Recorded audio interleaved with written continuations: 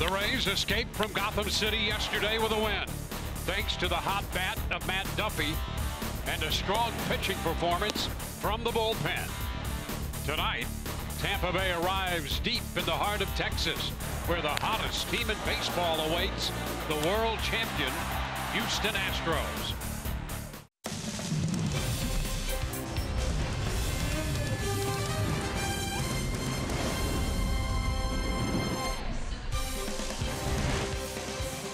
We welcome you to the Bayou City of Houston, Texas. The road trip continues for the Rays, and this will be game one of a three-game series between the Rays and the Houston Astros. Hi again, everyone, and welcome to an evening of Rays baseball with Brian Anderson, Dwayne Stats. Great to have you aboard. Well, the Rays winners yesterday in New York. It was a difficult series up there, and the Rays figure to have their hands full with Houston here tonight. But to get out of New York with a victory had a lot to do with Matt Duffy's day. In fact, he's had a great month. Listen, Matt Duffy, I'm suffering from Matt Duffy fatigue, and it's because we talk about him all the time, and for good reason, I guess, because he continues to swing the bat very well for the Tampa Bay Rays. Been their most consistent hitter all season long. That goes without saying, but look what he's done. 16 games in June, 7 have been multi-hit efforts that average 339, 8 extra base hits, 7 runs driven in. You know, the Rays didn't score a lot in New York, but guess what? Matt Duffy, a big reason why they scored at all, and he just continues to get it done. Yeah, now to the Houston Astros, the defending world champs, and boy, are they playing like it. They've won 11 in a row, and they're hitting on all cylinders here. You know, they really are. And you're coming off of a 10-day road trip, or a 10-game road trip, where they obviously went 10-0. All facets of the team are clicking, starting with the offense. How about this? Averaging almost 7.5 runs a game. In the 11-game winning streak, they've scored at least 7 runs in 8 of them, including the last 5. The average of 327 for an entire lineup, that's absurd. 21 home runs. They have hit a home run, at least one, in all 11 games. So you're getting contributions 1 through 9 from the lineup. You pair that up with what their pitching staff can do. Look out. An ERA of 291. That's probably a little high for them. Opponent's average there of 220. 10.5, more than 10.5 strikeouts per 9. There's power stuff all the way around. And in this 11-game winning streak, the bullpen has been even better than the starting staff, if you can believe that. And tonight the Rays will face Garrett Cole, the hard-throwing right-hander, and they will counter with the opener format. That will be Ryan Stanek. And when we come back, Michelle Margot has more on the opener when we return.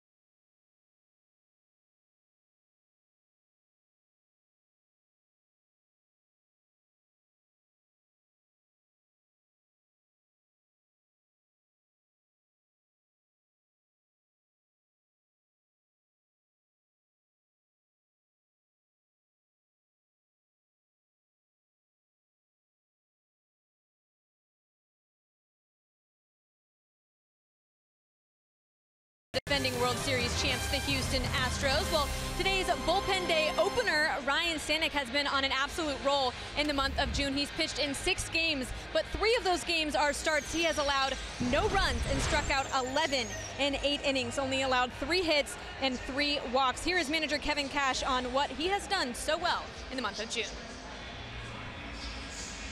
Confidence. I think he's gotten a little comfortable in this role. He's, I think he'd be the first to say he can still do some better things, be a little bit more efficient, get ahead of hitters. But ultimately, when he gets the ball over the plate and establishes that he's going to throw strikes, it's a lot of power, and it'll challenge any lineup with, the velocity and then the split and the slider that he throws.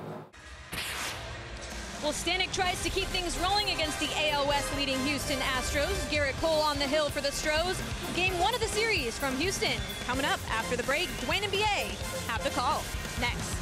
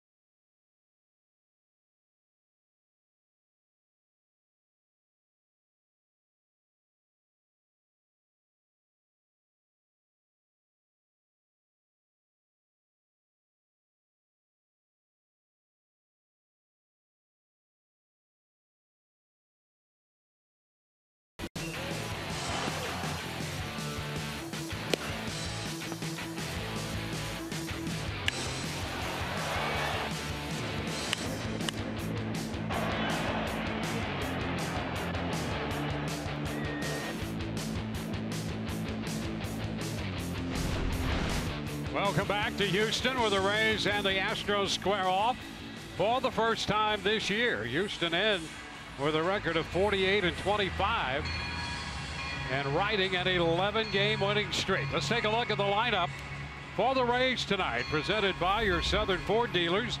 Matt Duffy's going to lead off again. He'll be at third base, followed by Jake Bowers at first, and then Wilson Ramos, the catcher, will hit third. C.J. Cron will be in the cleanup spot, hitting in front of Joey Wendell. Willie Adames will hit sixth, with Malik Smith in center batting seventh. Carlos Gomez in right. Johnny Field will be the number 9 hitter. Well, taking the mound tonight for the Houston Astros going to be right-hander Garrett Cole. And look at his American League ranks. He's got 8 wins. That is tied for 5th against just 1 defeat, by the way. ERA 2.40. That's 4th in the American League. The 175 average, second to his teammate Justin Verlander. And how about that? He's got him by 1 in the strikeout total. Or the next closest at 129. He's got 130 punch-outs in just 93 2/3 innings. All set to play ball. Matt Duffy stepping in. And the first pitch of this game from Cole swung on. High fly ball back into center. Tony Kemp backing up in front of the track, and he makes the catch. 409 to straightaway center, and Kemp had about 2 to 3 steps before he hit the warning track out there. Well, let's take a look at that Houston Astro defense and see how it's going to line up here tonight. Brought to you by Golden Diamond Source. In the outfield, left to right, we've got Marwin Gonzalez, Tony Kemp, and Josh Reddick. Across that infield, third to first, Alex Bregman, Carlos Correa, Jose Altuve, and Yuli Gurriel, with Brian McCann behind the plate. Jake Bauers, and he takes the fastball in there at 97, and we figure to see a lot of that, BA, tonight from Cole. Well, he's got, I mean, high heat, power stuff. Obviously, is evidenced by his strikeouts. Hard slider, you see right there. Curveball and a changeup. 1-1 the count, and does not use that sinker as much as he did with Pittsburgh. 2-1 now. Bauers starting the night at 250. Houston with the shift on for Bauers.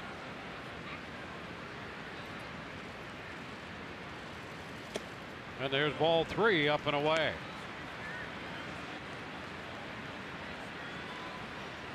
And with the 3-1 count, Bregman deepens up on the left side of the infield. Big cut right there on a fastball, and it's 3-2. Well, Jake Bauers looking for a heater 3-1. Garrett Cole's going to give him a heater 3-1. You expect the big swing, but when he elevates it, that is extremely difficult to get to.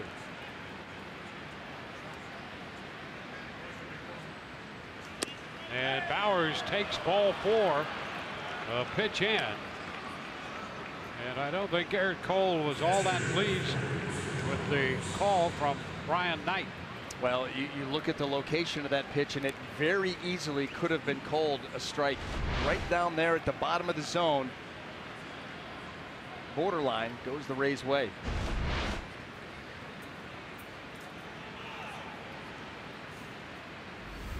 Here's Wilson Ramos starting the night at 286. Takes it to right field. Reddick will go back. That's got a chance. Gone. Home run to the opposite field for Wilson Ramos on the first pitch of the at-bat. And the Rays break out to a 2-0 lead.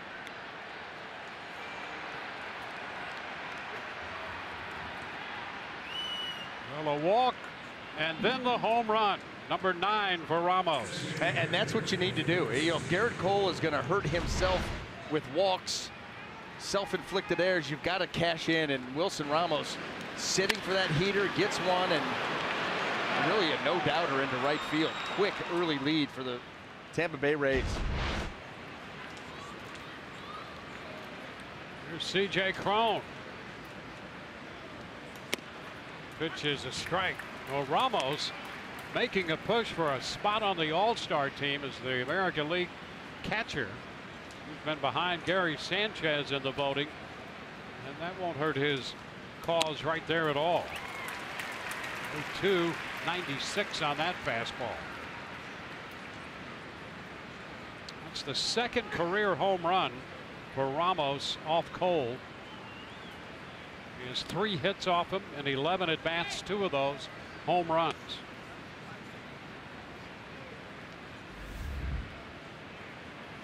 One, 2 the count to Cron.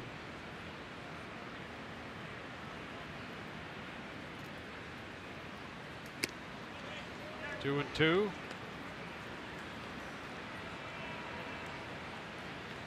Well, Garrett Cole, remarkably consistent all season long. 3 earned runs or fewer in 13 of his 14 starts. In fact, his last time out with the most earned runs that he gave up in a start this year. Which is fouled away. That was in Oakland against the A's. Went 6 innings, gave up 4 earned runs, a couple of home runs, and that's something that teams have been able to capitalize a little bit on him. He's given up 12 now in around 94 innings. Now it's still 2-2.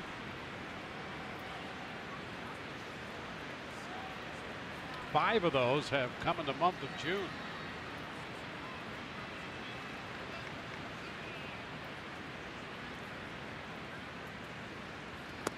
The cut and the miss.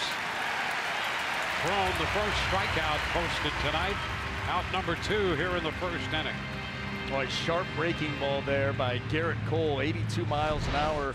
That break down and away gets good depth, good sweep.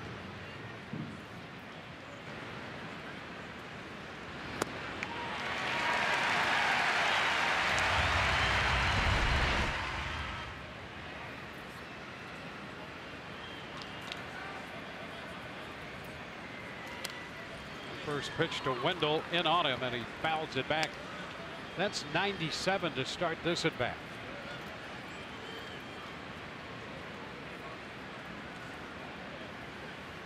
Bowers walked, Ramos homered. 2 outs, bases empty with a couple runs in. And there's a strike call. 0-2. Some sharp break on that one. A curveball of his, a knuckle curve. And by virtue of his arm slot, he doesn't get the 12-6 break. You see how much sweep it has. And right down and in on the slider there. And a strikeout swinging. Rays finish in the first, but Wilson Ramos connects to the opposite field. A 2-run homer, and the Rays carry that lead into the bottom of the first.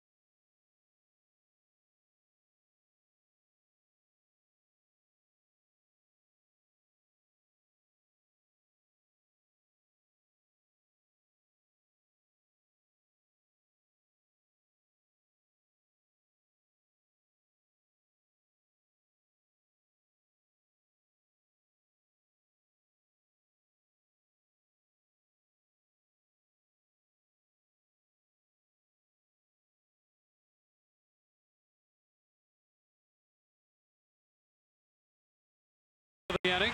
Starting lineup for Houston presented by your Southern Ford dealers. George Springer and Alex Bregman, followed by Jose Altuve, the first 3. Correa, Gurriel, and Reddick down the middle. Gonzalez, McCann, and Kemp, 7, 8, and 9. George Springer starts the night hitting .282, and the first pitch from Ryan Stanek is a high fastball at 97. Well, making his third start here in the last, or second start in the last 3 days. He's done that now 6 times. Opened up a ball game. ERA 2.55 and 17 plus. Big cut right there at 98 and a miss. Springer let it loose there on that first swing. Well, George Springer has hit so many home runs to lead off a ball game, and so facing a guy like Stanek with a big fastball, the first hittable one he gets, he's going to turn it loose. Now 2-1. Nice to have a guy right up there at the top of the lineup to try to ambush as a pitcher settles into a ball game. Well, he has 5 leadoff home runs this year and 22 since the 2016 season. 2-2. He's refined that approach a little bit. He's always been a big swinger. A lot of strikeouts in his early year or 2, but a lot of power as well, and he's cut down the strikeout number. Pitch in on him, popped up, and that's Bowers in foul territory, taking care of Springer. So it's 98 and there from Stanek. Look at the Rays D, brought to you by Gold and Diamond Source, and in the outfield left to right, we've got Johnny Field, Malik Smith, and Carlos Gomez. And across that infield, third to first, Matt Duffy, Willie Adames, Joey Wendell, and Jake Bowers, with Wilson Ramos behind the plate.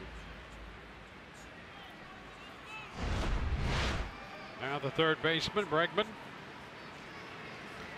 He's in double figures with 10 home runs, batting .268. 98 is high this time, 1-0.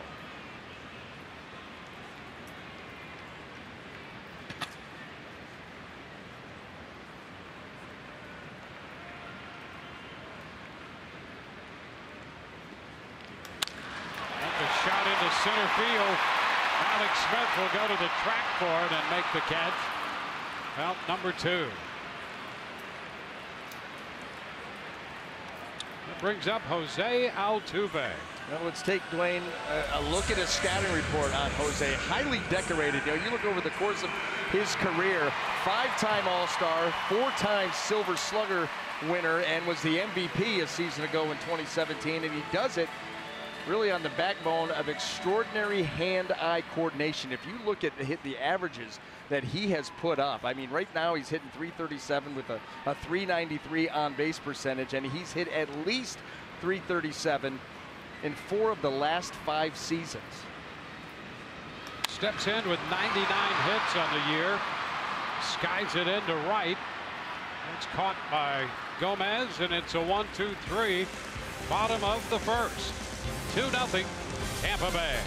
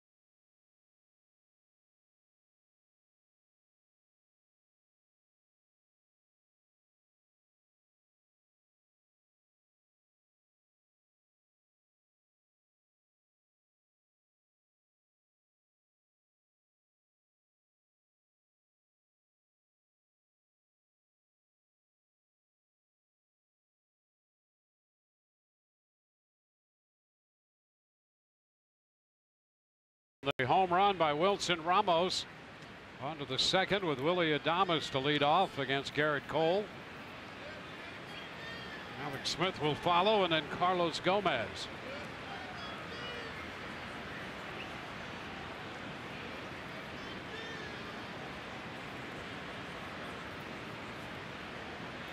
Adames, 22 so far this year. Takes the pitch a little bit high, 1-0. Well, you know, Garrett Cole completely has revamped the style of pitcher that he is. You can see what he did his career, you know, with the Pittsburgh Pirates.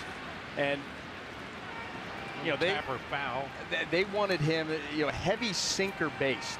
And so now he comes over to the Houston Astros, and they tell him, you take that 2-seamer and blow it out of your Astro, because we want to see nothing but 4-seamers up in the zone. And what that's led to is a lot more strikeouts. But you see, he's been victimized a little bit by the home run, but he'll take that. You get to talk about those strikeout numbers, and he's just absolutely blown guys away here in 2018. Well, the thing about the walks, they're way down.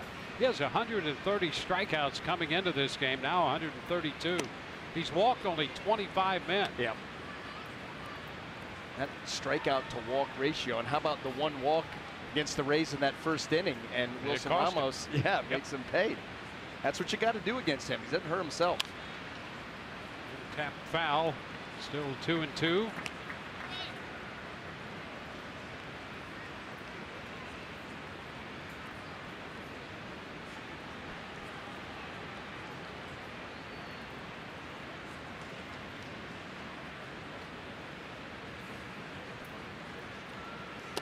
There is strike 3 call on a 98-mile-per-hour fastball.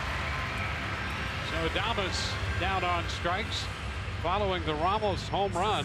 3 consecutive strikeouts for Cole. Well, that'll get your attention and lock you right back in there. And Garrett Cole with an easy 98 just kind of locks up Willie.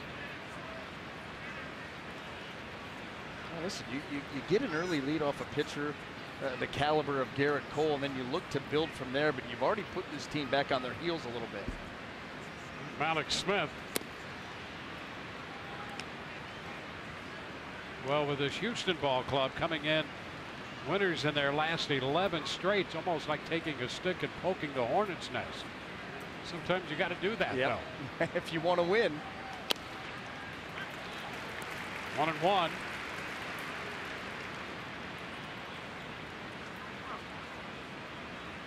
Cole, 27 years old. Went to school at UCLA. Foul ball back. You know, he was originally drafted out of high school by the Yankees. He was a big Yankee fan, grew up on the West Coast, still rooted for the Yankees, and did not sign with them. Went to school at UCLA instead, and eventually picked by the Pirates. He was not a big winner at UCLA. I think he was a game over 500 in his collegiate career. You start to look at certain guys and they don't win there, but the stuff is projectable. The body type is projectable. And I'll tell you, he has really grown into it after leaving Pittsburgh. Heavy on that sinker, like we were talking, down and into the righties, trying to get him to roll over it, down and away to the lefties to try to get him reaching for it, and completely revamp it. So we don't see that anymore. Here's a four-seamer, spin it up in the zone, work your off speed off of that. Can't argue with the results. Johnny Venner's up in the bullpen for the Rays. Smith fouling one away.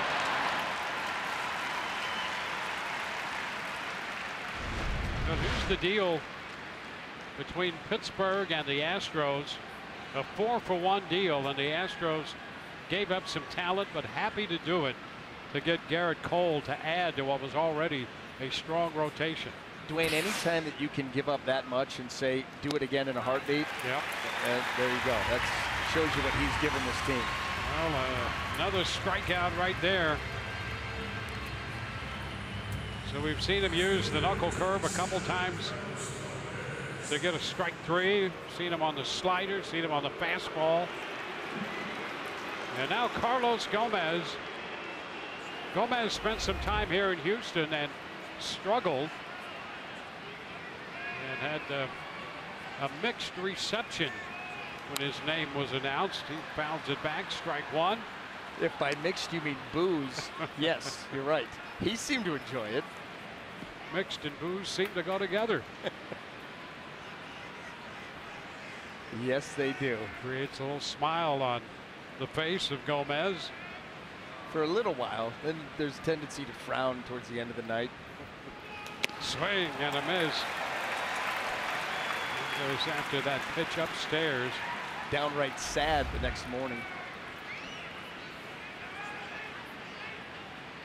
Thank goodness for coffee. The 0-2 is up and away. 1 ball, 2 strikes.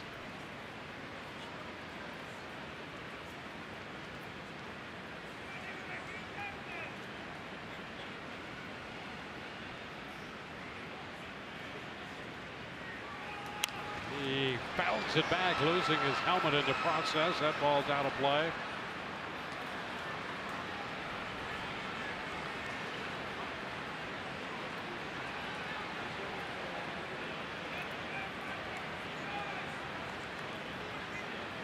On deck, Johnny Field.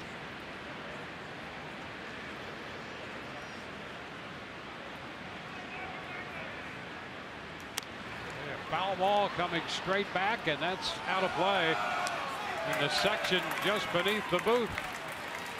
Nice play by a fan who stood his ground. Most of them do that here in Texas. Yes, they do.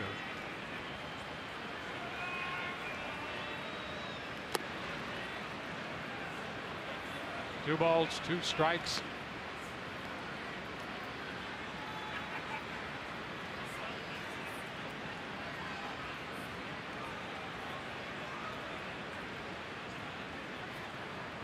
Cole starts tonight 8-1. There's a line shot back toward the corner and left. That's right off the scoreboard. Gomez will have to dig hard into second, and he is trying to stretch it into a double with Altuve putting the tag on him. Well, Gomez lined it off the scoreboard. Gonzalez got a good carom and throws out Gomez at second base. Right on the money. 2-0 Rays.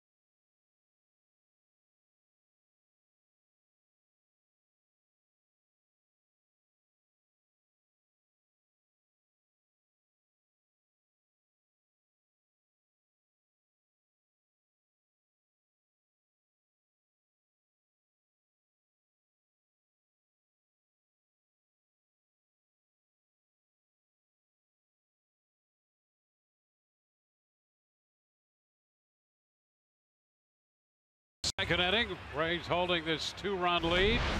Take a look at this play again. The carom and Marwin Gonzalez turning and throwing that ball. He was stepping and throwing before he even picked up second base. Went to the baseball bare hand and was already throwing all in the same motion and needed to be that good and efficient to just get Carlos Gomez. That was a heck of a play by Marwin Gonzalez. Well, Carlos Correa leads off here and bounces this one down to third. Matt Duffy's got it and makes the play. One pitch, one out, and with that, we'll check in with Michelle. Thank you, Dwayne. Well, some exciting news on the injury front. Outfielder Kevin Kiermaier is here in Houston. He will be activated tomorrow. He is thrilled to be back. In fact, the reason he's back is because he was texting manager Kevin Cash and hitting coach Chad Mottola nonstop saying, how many more line drives do I have to hit in my rehab games in order to meet you guys in Houston? So they finally flew him out here, and he said he feels great at the plate right now. So I'm sure the team will be very happy to have him out in center field tomorrow, but he will have to face Verlander in his first game back in 2 months.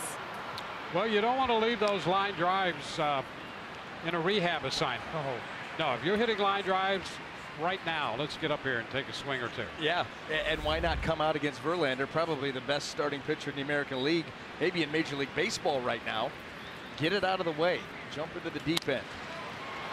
Ground ball by the mound, but Wendell is right there, positioned perfectly to get Gurriel. A couple of quick outs on ground balls here from Ryan Stanek.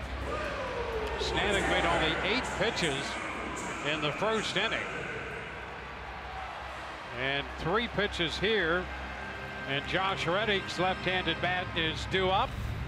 And we're going to get a pitching change presented by the Florida Lottery.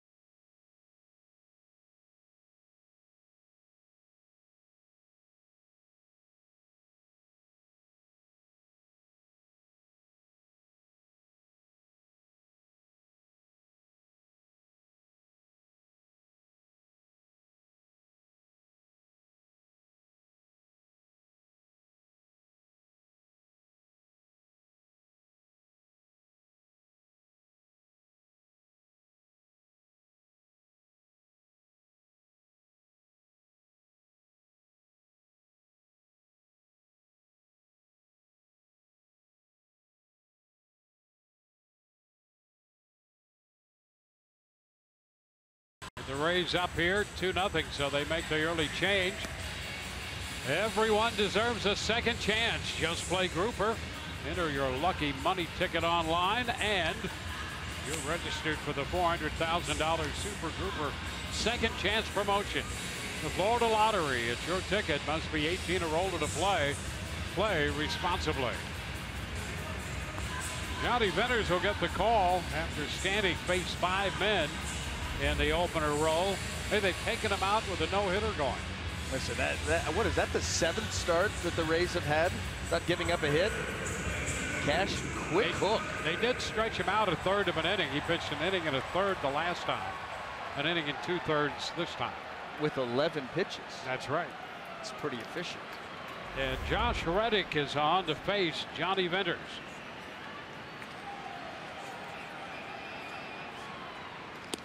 First pitch is a strike from the Rays lefty.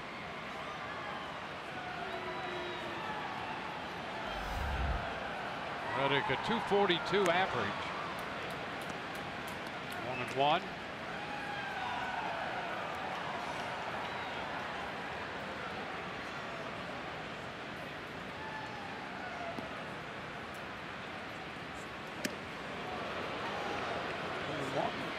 That pitch was like out of the Matrix. I mean, that two-seamer running up and in, and Reddick getting the bending.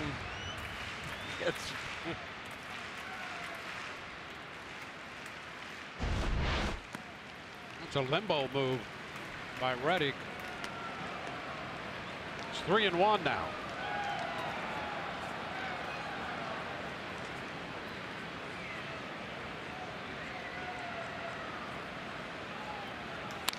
Fly ball the other way. It sends Field back just in front of the track to make the grab. In a 1-2-3 inning. On to the third we go. 2-0 Rays.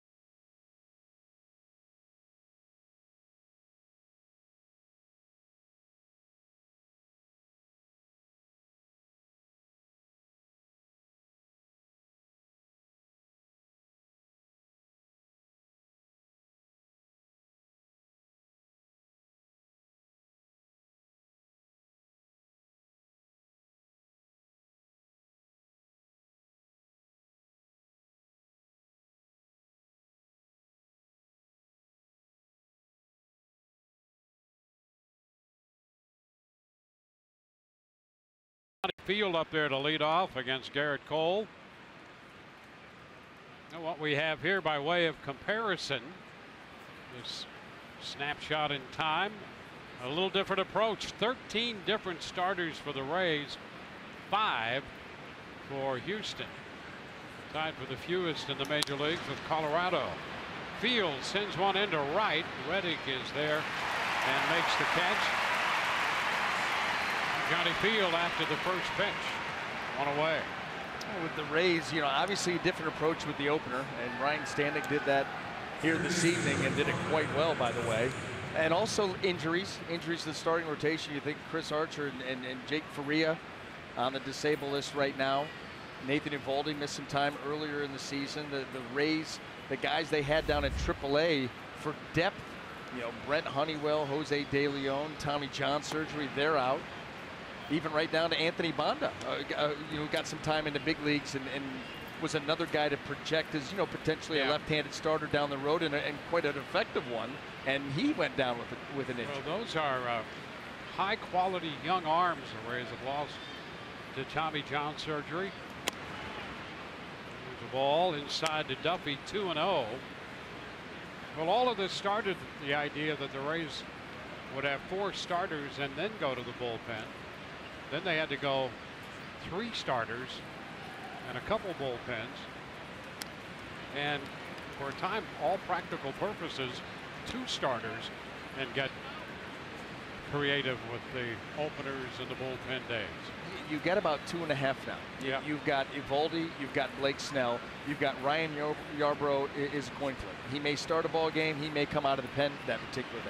Stanek has started 2 of the last 3 games. I mean, it's been an interesting mix across the board, but I'll tell you, the guys have actually adapted to it quite well, as well as you could expect, and they've thrown the ball well. And Kevin Cash was indicating it might be a little while before Archer is available again.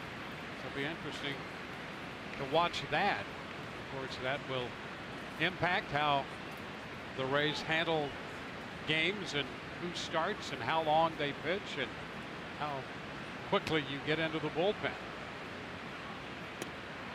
A little high with the breaking ball. Count is full to Duffy. I think everybody, when Chris went down, was hopeful that it was a start, maybe 2 max, and get him back in here, especially because of this tough stretch that the Rays are going through with who they're playing. There's ball 4. A miss just off the plate. So Duffy's aboard with 1 out. But as you said, it doesn't look like obviously that's the case, and could be even longer. Now they're definitely going to have to be nimble. That's why even the other day with Wilmer Font, you know, getting an opportunity, he's going to open and maybe we'll let him go to see, you know, as effective as he is will determine the length of his outcome, and he came within a pitch of qualifying for a win, 4 2/3.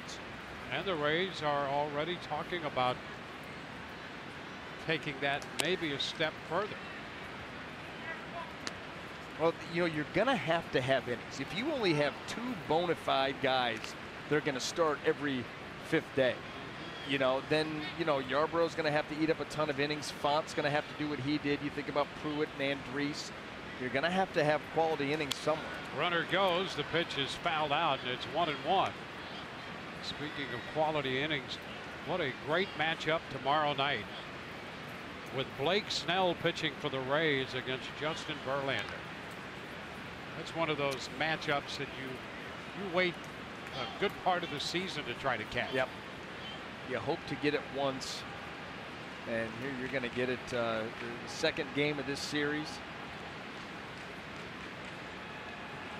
1-1 count on Bowers.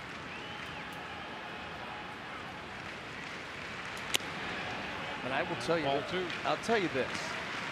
You know, and if you talk to these guys, they're going to say, listen, I'm facing the opposing lineup. I'm not worried about who's on the other side pitching for the other team. But, you know, they're going to give you all that talk. You know exactly who you're going up against, and both of these guys are fired up, looking forward to it, and starting to dial in right now. They know that it's a marquee matchup, as much as you say otherwise. I'll tell you, you know, you talk about players you'd pay to see, and we do that all the time with for the likes of Mike Trout, Mookie Betts, and Altuve here on this Houston club. To watch Blake Snell pitch, he is worth every cent of it. To watch a young pitcher take the steps that he's made so far, last year, at the end of the year, and so far this year, he's been fun to watch. I really look forward to seeing those matchups, and particularly tomorrow with Verlander on the hill against him. He's learning how to pitch.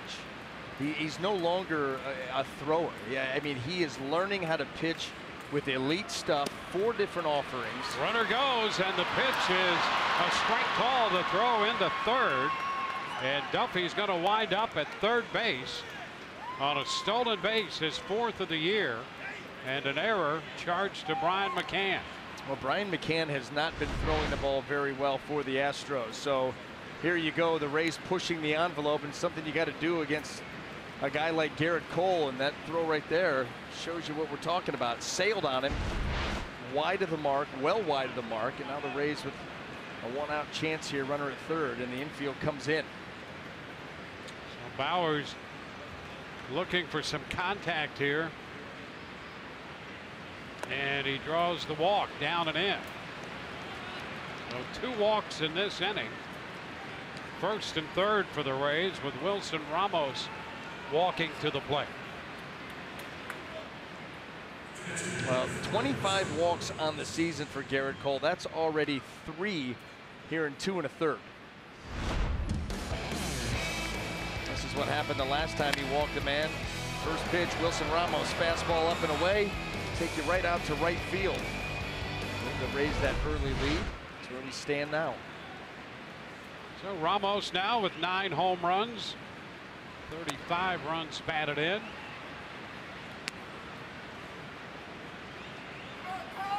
Ball, no strikes.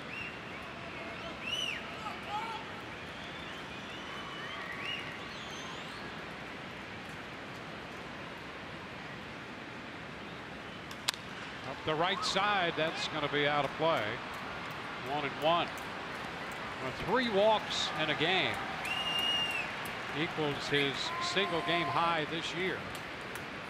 Last time when he pitched against the Texas Rangers, start before last on the 7th of June.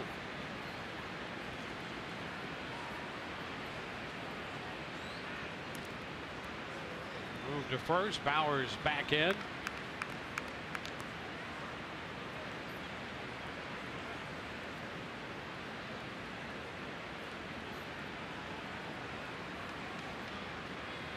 Big opportunity, and against a guy like this, you need to get something here. 2-1. Well, here's the thing that's hurt Garrett Cole too. The fastball command has not been what it normally is, but he has not been able to keep that slider for the most part anywhere near the zone against the right-handed hitters. Curveball been spotty, and we've not seen too many changeups, and the 1 or 2 we've seen have not been very good. Little tapper, that'll be foul, and squares the count at 2-2. Guy like Cole, though, you know, they're always capable of locking it in at any time. So when they open that door, even if it's just a crack, you've got to find a way to kick it in a little bit. Rays did a good job of that. Wilson Ramos did in that first inning, and looking to get greedy here.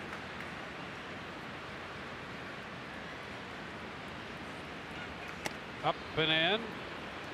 This is the 3rd consecutive full count Cole has had.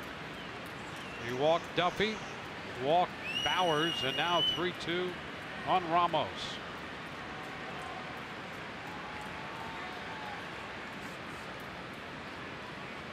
Runner breaks off first, and ball 4. A breaking pitch stayed high, and Cole has walked the bases loaded here, and is going to get a visit from Brent Strom, the Houston pitching coach. Well, go back. Look at the last 2 pitches. Fastball trying to come in, way up and in. That's a curveball, stays well up above the zone. The sliders have been yanked down and away. The changeup have stayed, you know, arm side up. Just inconsistent with everything right now. Let's take a look at those pitches. 2-2, trying to make a pitch here. Action pitch. Not even close. Okay. We'll come back with a breaking ball off of that. Feel good with the curve. No, that thing just spun and stayed up around the shoulders.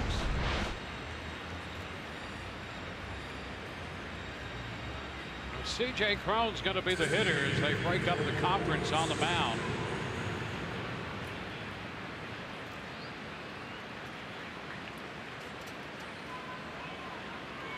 Rays have 2 runs, 2 hits. They've drawn 4 bases on balls.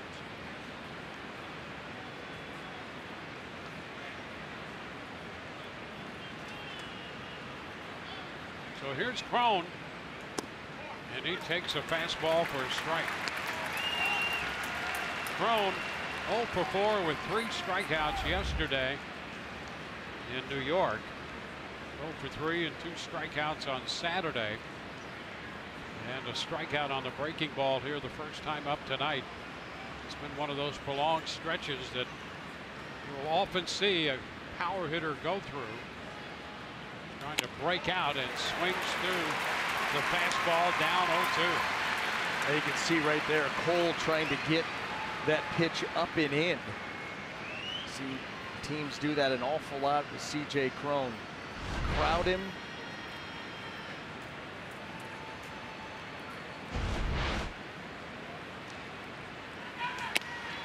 Upstairs, 99. That's missed a little high. 1 ball, 2 strikes.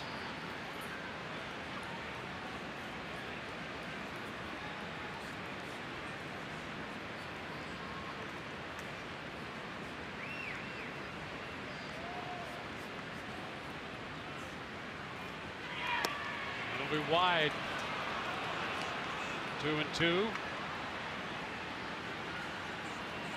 Big time if Cron could break out of what is now an 0 for 20. And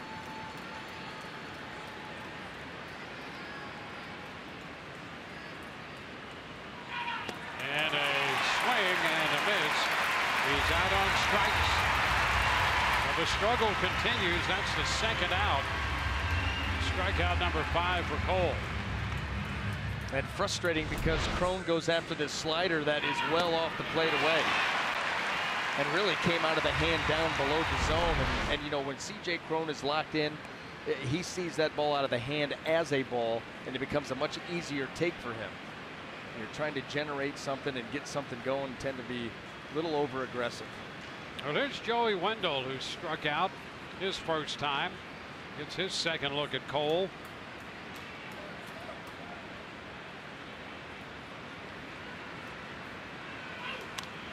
Popped up, foul, out of play.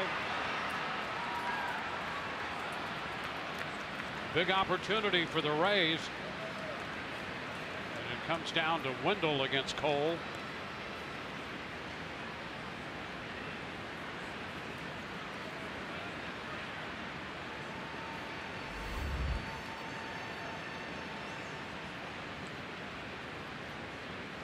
Cole walking the bases loaded. 1-1. Breaking ball stayed up and away.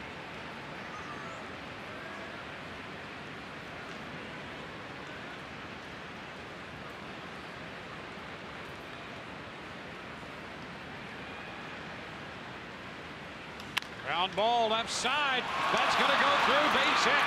Duffy scores. Bauer's on his way to the plate. He is safe. Got in with that hand on the plate. And over to third goes Ramos. Wendell comes up with a big base hit through the left side, and the Rays take a 4-0 lead. Clutch hit indeed for Joey Wendell right there to tap it through the left side and drive in 2. And just when you think Garrett Cole's going to wiggle out of this mess that he created, Joey Wendell gets on top of a pitch that's away and just slaps it in the hole. Marwin Gonzalez, an excellent effort on that throw, but it hair up the first base line, forces Brian McCann with the long tag, and Joey Wendell has doubled the Rays lead. And a great slide there by Bauer's head first to the outside with the hand on the plate. And here is Willy Adames. chasing a pitch upstairs, strike one. So the walks give the Rays an opportunity, and they make Cole pay.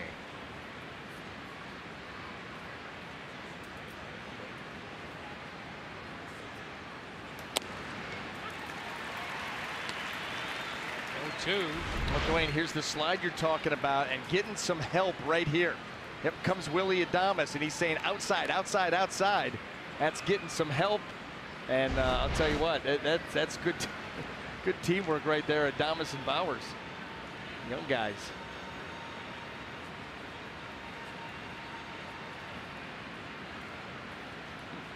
Little tapper foul.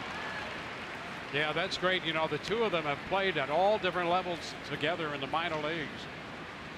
And they've helped each other all the way along, and they continue to do that here. And a great job with that guy on deck to help guide in that fourth run. And he was getting close to the action there, too. Ground ball shortstop. Correa is going to take it to first out there. The Rays send 7 men to the plate. They score 2. Those 2 runs driven in by Joey Wendell. We go to the bottom of the third. It's 4-0 Tampa Bay.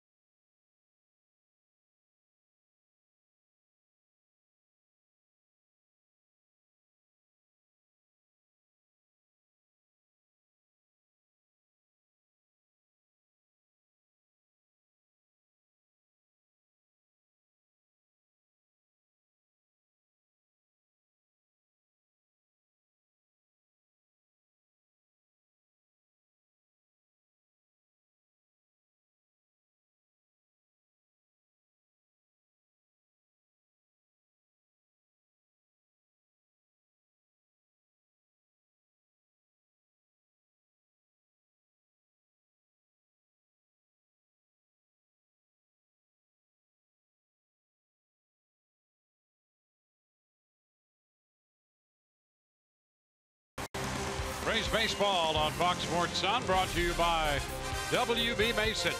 Who but WB Mason, the official office supply company of the Tampa Bay Rays. And by Geico. 15 minutes could save you 15% or more on car insurance. Well, the Rays have built a 4-0 lead. Last 2 runs driven in by Joey Wendell. Bender's on the hill. Gonzalez leads it off and takes that pitch for a strike. McCann next, and then Kemp.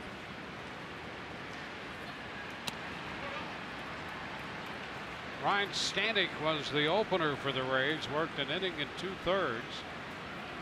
Made 11 pitches.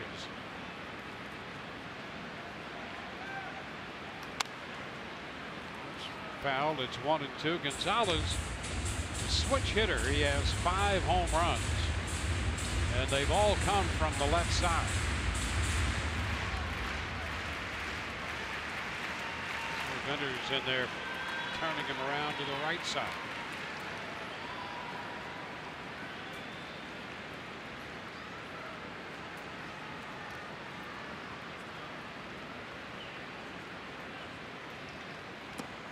Down around his feet. A 2-2 count.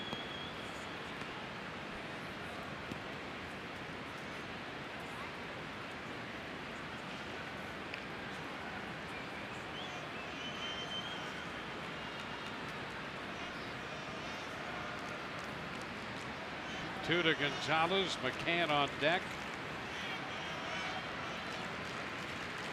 And a cut and a miss. So Venters picks up the first strikeout for Rays pitching.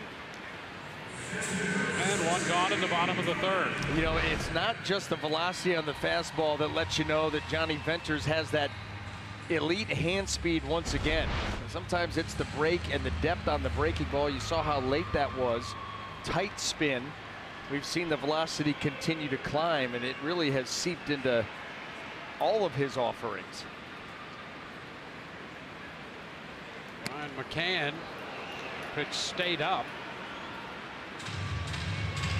1 ball, no strikes. He tried to break that one in, and it just would not break.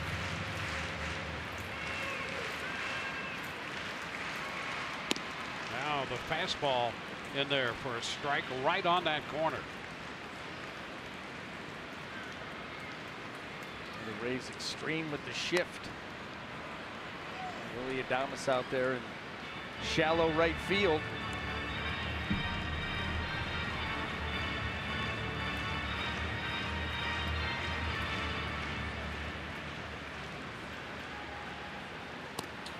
And that one is a ball. Getting away from Ramos. 2-2.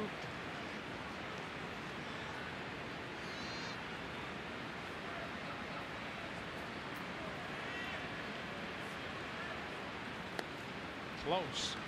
Down and away. And the count is full. Tony Kemp on deck, another left-handed hitter. Matt Andrees up in the bullpen.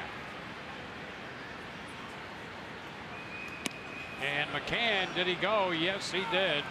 He is out on strikes. Tried to check, but could not. So back-to-back strikeouts. Late movement on the fastball. This start on the inside corner. He started to go for it, and that thing took off in. There's a good shot of it, and it just all sorts of tied him up. Here's Kemp. 27 years old. He's versatile, can play the outfield and center field tonight. Also some time on the infield, primarily at second base.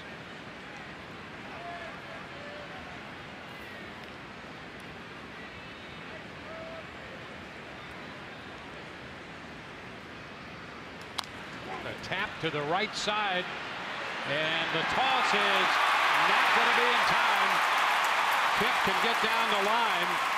Bowers made the pickup and tried to lead Venters to the bag so that he was moving in the right direction. Venters tried to get a tag, but all of that in vain. Yeah, you got to almost go for the tag right off the bat and realize you're not going to beat him there. No chance you're getting to the bag. Boy, you almost lunge at him. I don't think there was any way. And Kemp did a good job, too, of staying to the outside of the baseline and veering away right there from Johnny Venters, making it next to impossible. You see Kemp take off down that first base line. And so as the left-handed hitting Kemp reaches, that's going to be it for Venters. Call to the bullpen, brought to you by the Florida Lottery.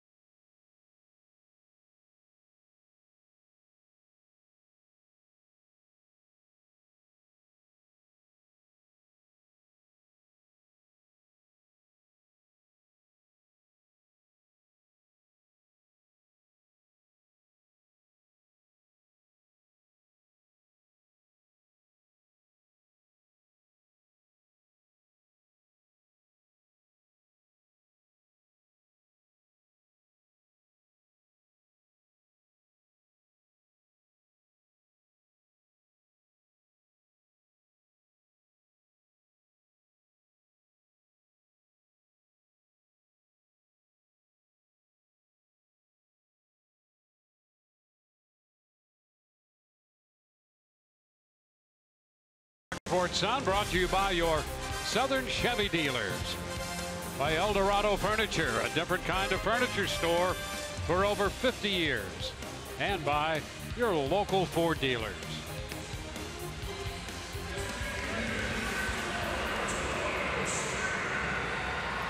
Ball goes to the bullpen here in the third inning with the Rays leading 4-0.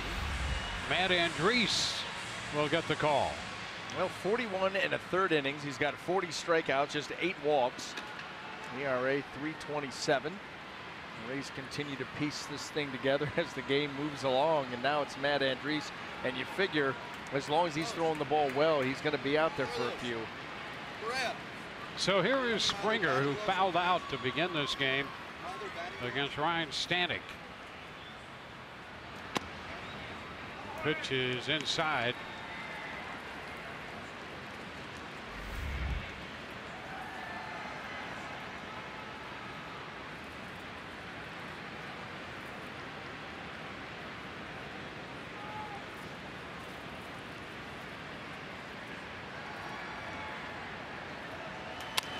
Ball down to third.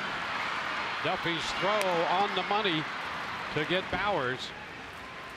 No runs, an infield hit, and the man left. On to the fourth. 4-0 Rays.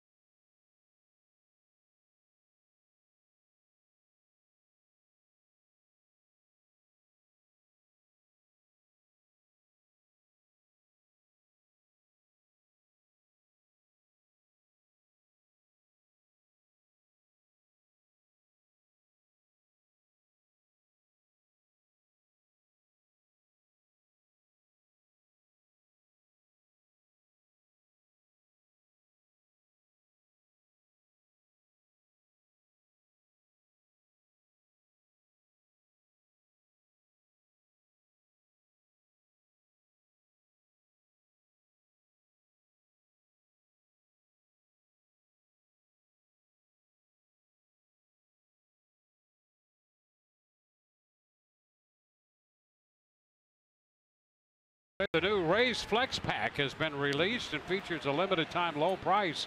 $75 for 5 lower level tickets.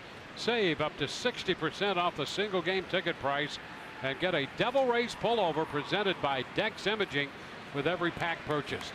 Visit RaysBaseball.com/flex. Rays up. He thinks it's a great idea. He's on board. All right, and putting it out, posting it on social media, tweeting about it. There you are. Alex Smith takes a big cut and misses. Fourth inning underway. Checking to see if the angle was just right.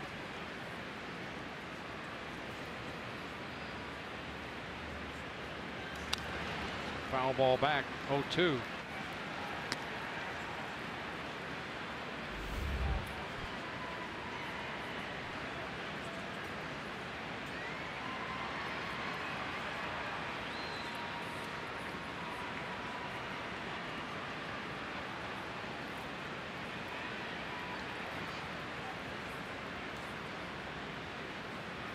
Ground ball, first base. Uriel's going to step on the bag. Alex Smith, out number 1.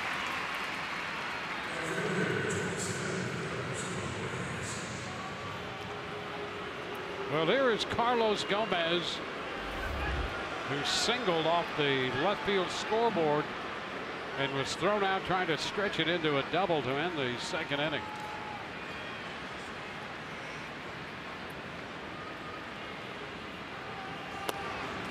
Pitch is a strike.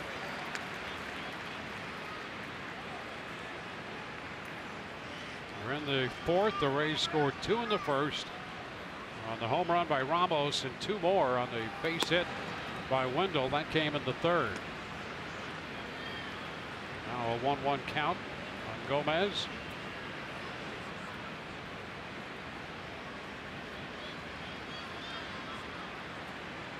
Cole off to an 8-1 start. His big win year was with Pittsburgh in 2015. He was 19-8. Gomez checks in time. The count goes to 2-1.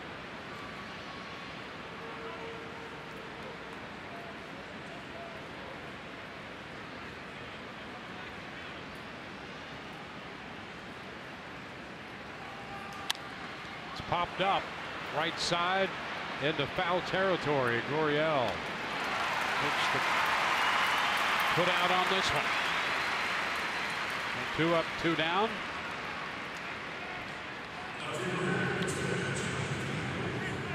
Here's Johnny Field.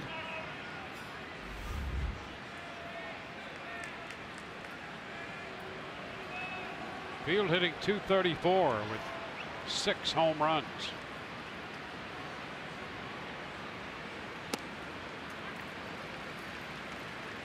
Pitch is a strike.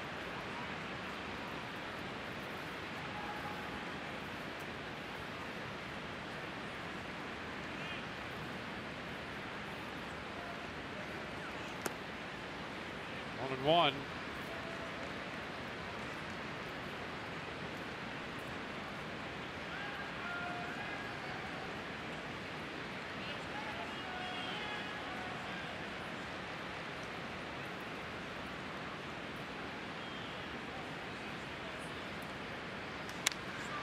Lifting a fly ball toward the line and right. Long run by Reddick.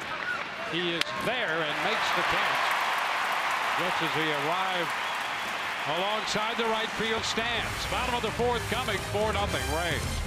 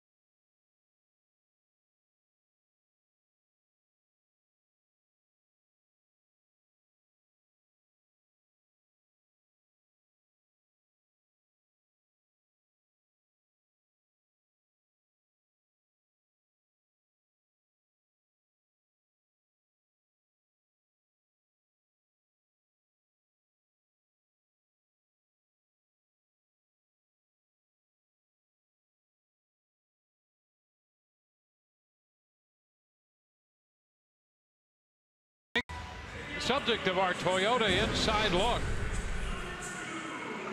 Since 2011, ahead of Cano, Cabrera, Adam Jones, and Nick Markakis in hits, 1,349. And the Astros have signed him up through 2024. And guess what? That gap is going to get wider. Robinson Cano going to miss a big chunk of this season. Miguel Cabrera, with the biceps injury, is going to be out for an extended period of time. So he's going to put a lot of distance between himself and those two. In fact, they'll probably be passed by Adam Jones relatively quickly, too. Well, here is Alex Bregman taking a strike. Matt Andriese on the hill. Yeah, you think about the last 5 seasons for Jose Altuve. And 313, his average back in 2015 is his lowest. How about that? That's why he's consistently in certainly the top 5, maybe the top 3 of guys you want to put on your list to see play. 2-1. And Reese came on, got Springer on a ground ball to third to end the third.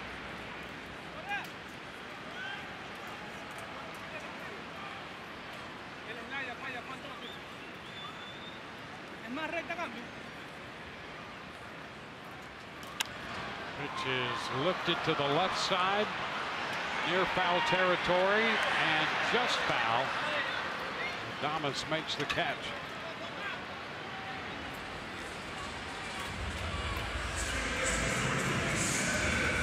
And here is Jose Altuve coming to the plate.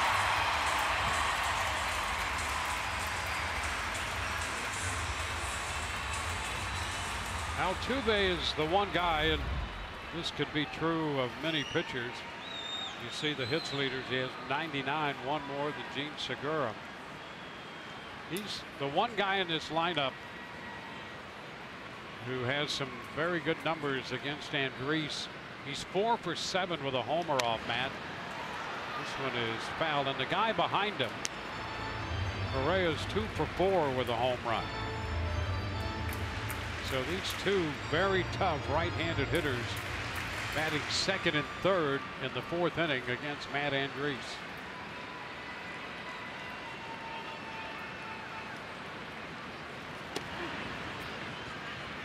Stays in. 1-1.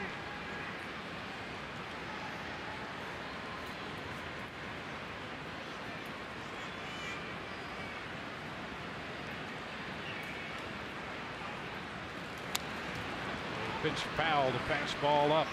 Well, and that's what makes Altuve and his numbers so impressive, because as you can see by that swing, he doesn't get cheated. And he doesn't go up there to look to put the ball in play and take his average. I mean, he cuts it loose. Yeah, his object is to put the barrel of the bat to the baseball as quickly as possible. That's right.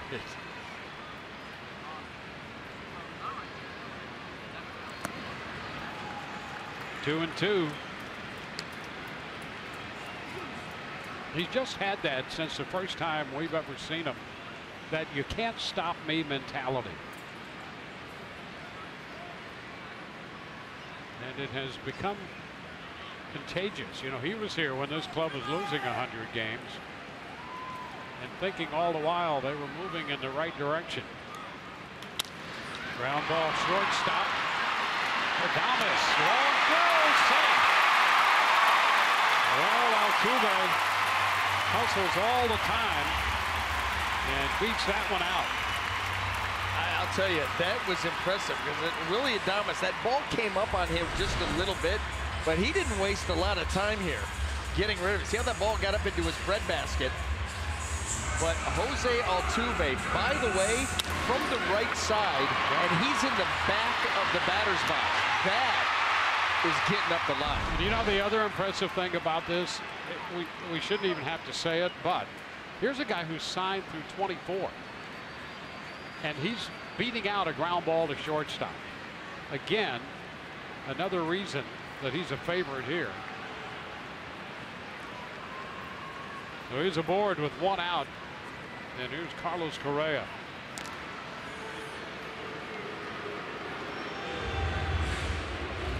Two hits now for Houston.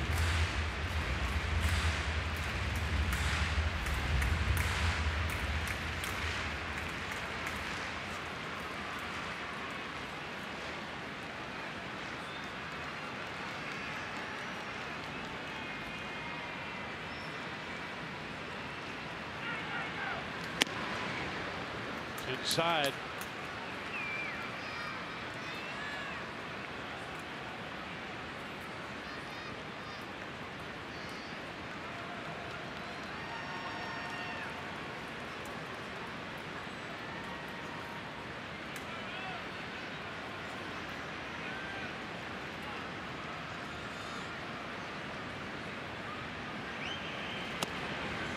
strike.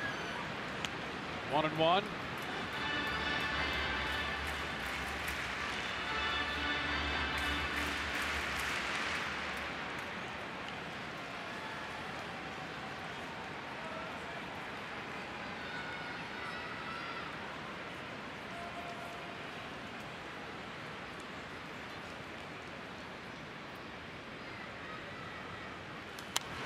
Will be out of play.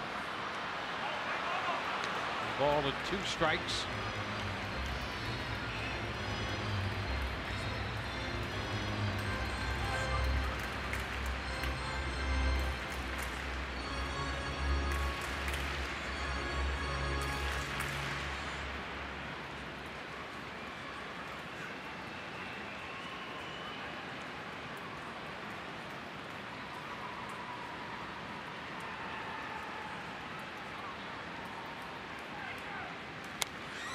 Foul ball the other way again, back into the stands.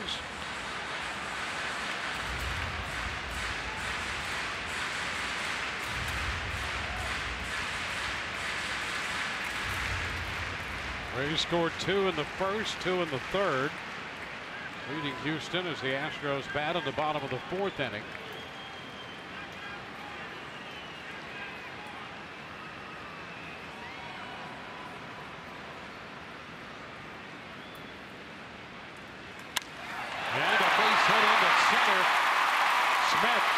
With the pickup.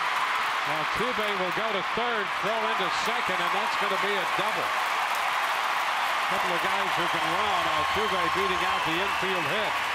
And Correa picking up his 15th double of the year, setting up second and third, 1 out. A hard hit line drive into center field, and that was Carlos Correa just flat out challenging Malik Smith's arm. Yeah, it takes him a little bit to get up to full speed. Malik gets over to that ball. And Correa, there was no hesitation whatsoever. And he gets in just ahead of that throw. Right there, you're making an assessment. Can I get there? They've got all the reports, scouting reports on outfielders, their arm, their placement. And he's able to get in there. Now second and third.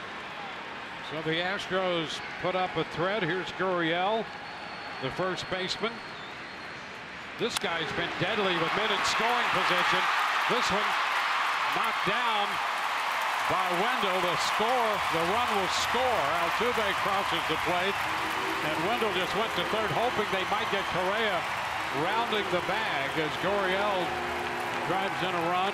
That makes it 4-1. Temporarily, Joey Wendell has just saved the Rays a run. That was a base hit, destined for the hole, destined for the outfield grass, and destined to score 2 runs. And watch this play. Right there. Now that's going to force the Astros, and then there's that flip very subtly to third.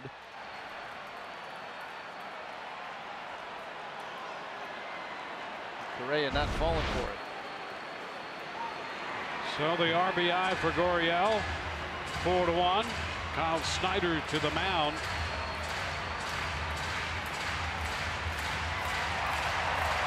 Josh Reddick's going to be the hitter.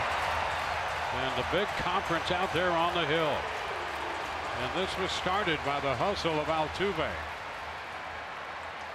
And don't think that that doesn't light up a dugout. Nothing has gone the Astros' way here early in this game, and the Rays with a quick 4-0 lead. And you see the 2017 MVP beat out what should have been just a routine ground ball to shortstop, and that is no fault of Willie Adames. I don't think he did anything wrong. I think it was just all Altuve. Yep. Yeah, I'm with you there.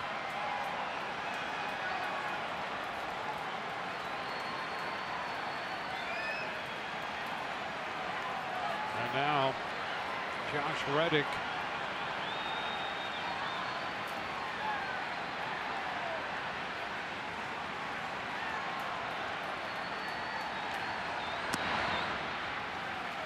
Pitch just missed, a little low, says Brian Knight. 1-0.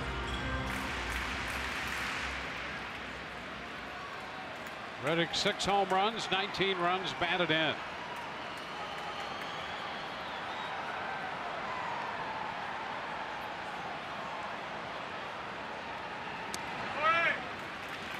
Again, a pitch very close, and Knight will not go for it. Neither will Reddick, and it's 2-0. Matt Andrees trying to keep that ball down in the zone. He wants Reddick to pound that thing into the ground, and you think about turning a double play and getting out of this inning.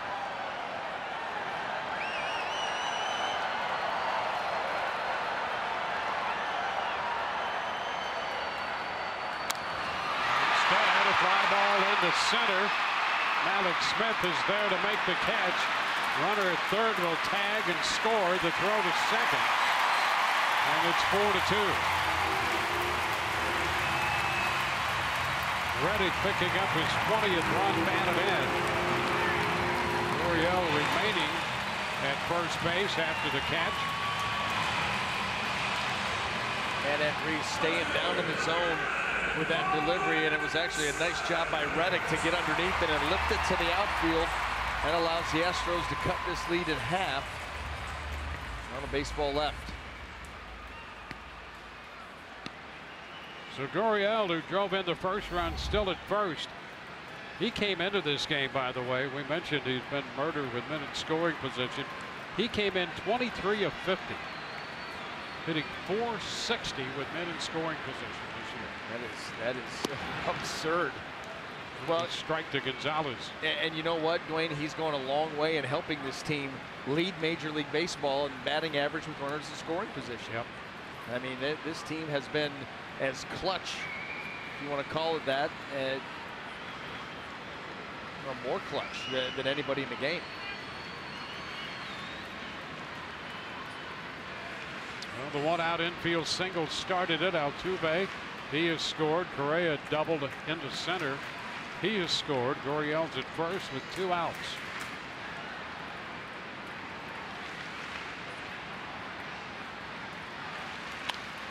It's been lifted toward the left field line.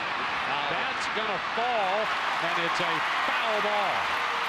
There's only 5 feet between the foul line and the wall down there, and it fell foul. And then out of reach. Boy, fortunate here for the Rays, because you see how far everybody had to go to try to get there, and not by much. The only good thing is that would have ended up in the stands, but runners would be at second and third now. That close.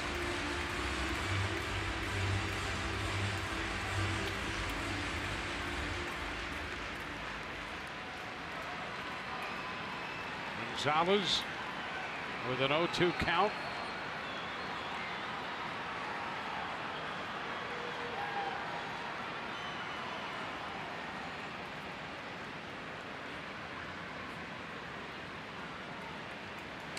Upstairs, 1-2. And a 258 average Gonzalez came into this game with is a marked improvement over the past 2 to 3 weeks. He was hitting 214 about 2.5 weeks ago, and now it's up to 258. That's some good work. Fouled this one away In a real short period of time. Yeah, 396. He went 21 for 53 to get that average up to start to push 260.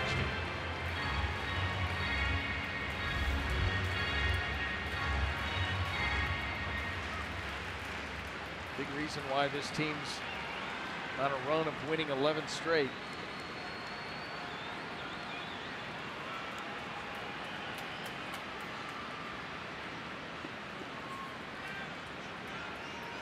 Ground ball back to the hill. Andrees with the toss to first. Houston scores 2, leaving 1. We go to the 5th. 4-2 Rays.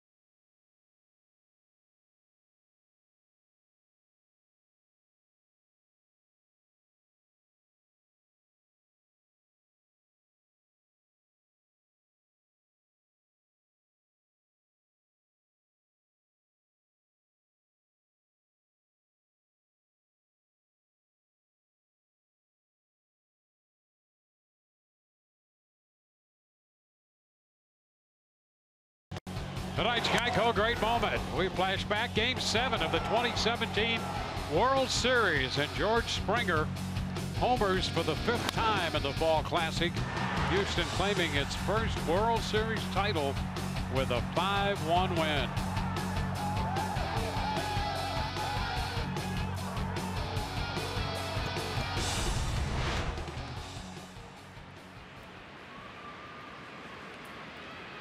Well, we go on now to the 5th, and the top of the order, Matt Duffy, takes a strike.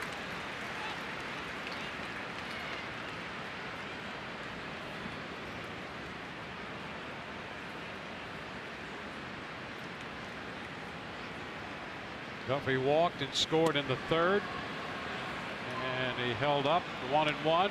Now Springer with those 5 home runs in the World Series. Look at that. Reggie Jackson, Chase Utley, George Springer. Reg. Didn't he have 3 of those in one game? Right? Yes, he did. Against the Dodgers. 1-2 here on Duffy.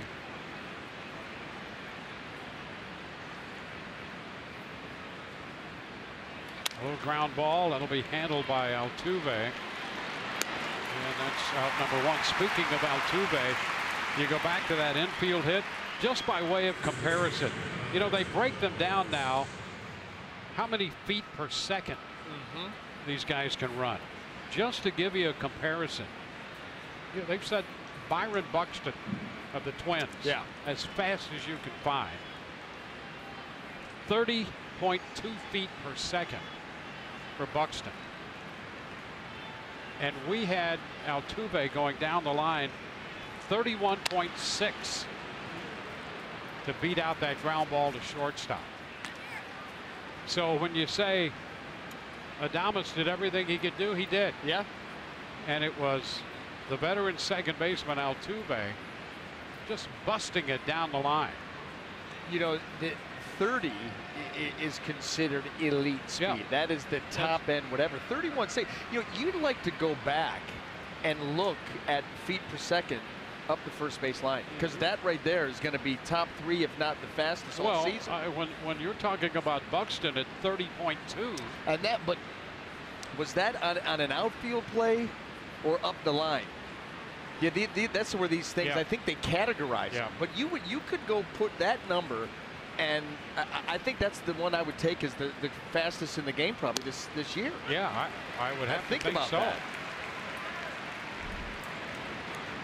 I mean, here you go. I mean, what was Tony Kemp on the little roller earlier in the game? What was that? Because that was blazing too. Bauer's out on strikes. And the breaking ball. Knuckle curve got him.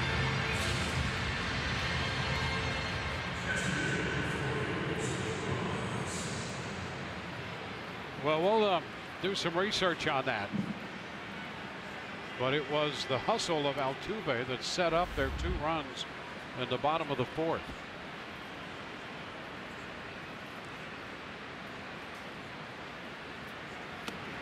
Ramos takes the pitch too low.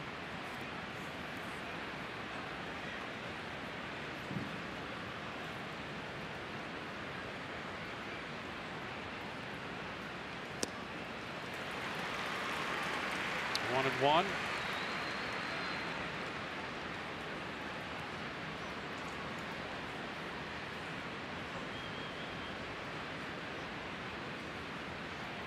Two up, 2 down in the 5th.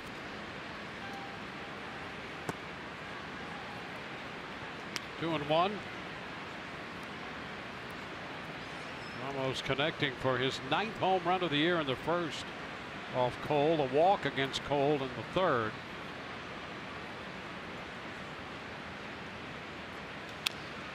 Taps it foul to even the count.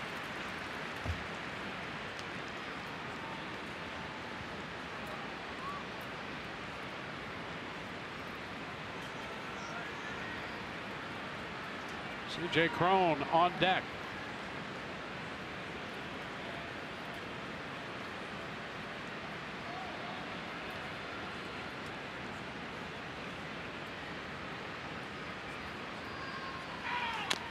High chop. Retreating off the mound, Cole makes the play. And a 1-2-3 inning. That's 2 in a row in the 1-2-3 inning department. 7 straight retired by Cole.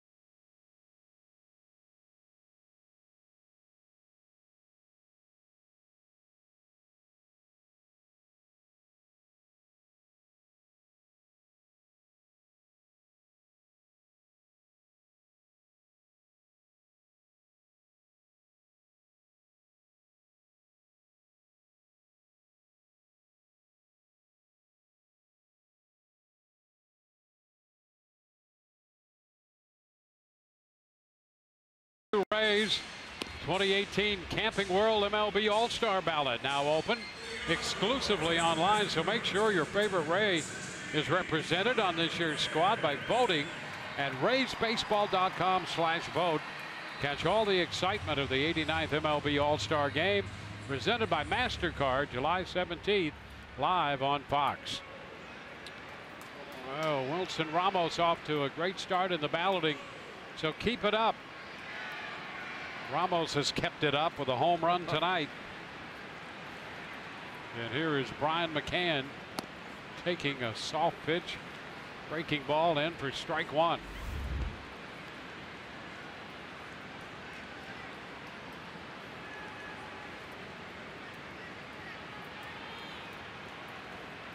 Tony Kemp will be next, followed by George Springer.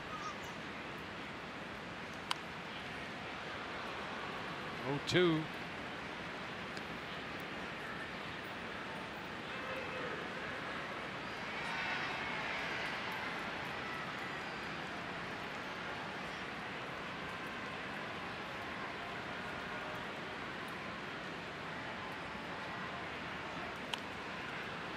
Foul ball, this one out of play.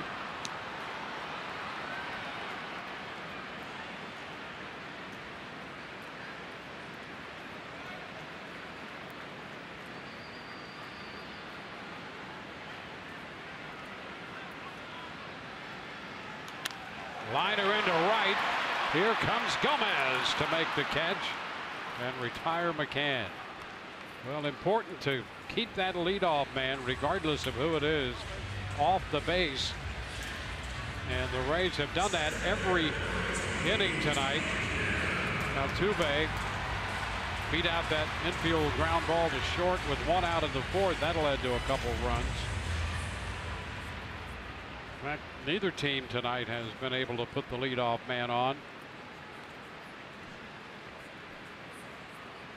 Here's Tony Kemp. Which is upstairs. I'll tell you the other thing that you don't want to allow happen if you're Matt Andriese and the Rays is to allow the bottom of the Astro lineup to get a full head of steam rolling over to the top once again. Well, you're right about that. You know, the successful teams more times than not bunch all those good hitters together. So if you get some production from the lower end and you swing it around to the top end, Yeah, good luck with that. Yeah, that's where innings tend to get out of hand. Now strike 2-1.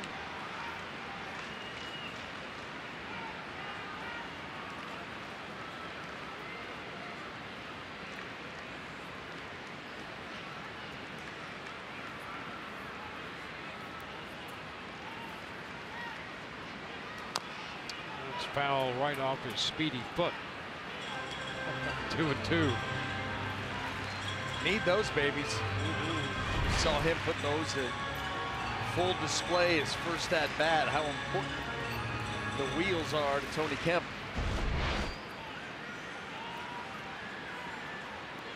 Houston drafted him back in 2013. He's come up through their system. Stole a lot of bases in the minor leagues.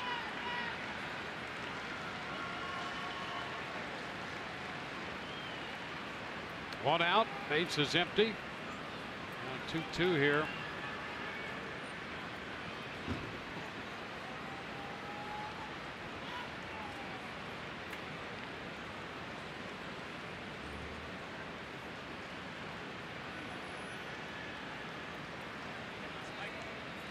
Kemp, a little issue perhaps with his shoe. Whatever it was, it appears to be okay right now, or maybe not. And to check it again. Get some of that clay stuck in between the plastic cleats. After fouling that ball off that foot, how could he feel it? That's right. Good question. Maybe it was a toe. And a ground ball to second. It'll be handled by Wendell. 2 up and 2 down.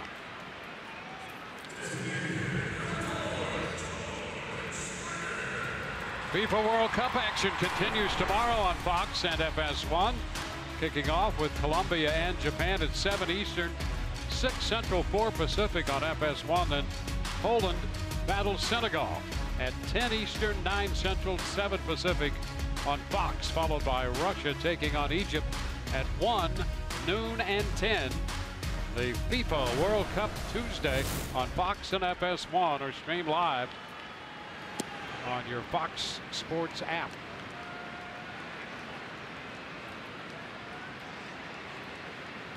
A ball, no strikes, the count to George Springer. Springer is fouled out and grounded out. And ahead in the count, 2-0. With the bases empty in the bottom of the 5th.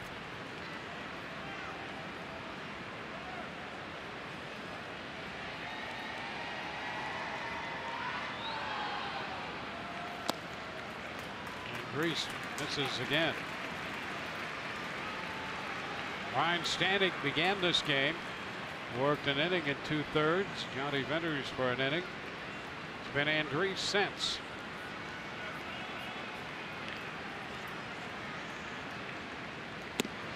Now strike 3-1.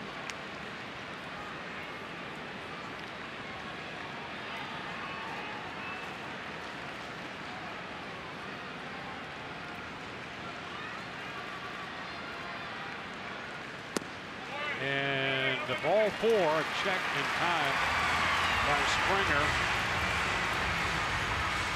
It's the first walk of the game given up by Rays pitching. Alex Bregman will be the hitter. Take a look at this check. Borderline pitch below the zone, and an easy hold there for Springer. You see Wilson Ramos down there asking for it, but he wasn't even close to going. Which sometimes you never know when you may get that call. You know, you never know. Always ask. Never hurts to ask.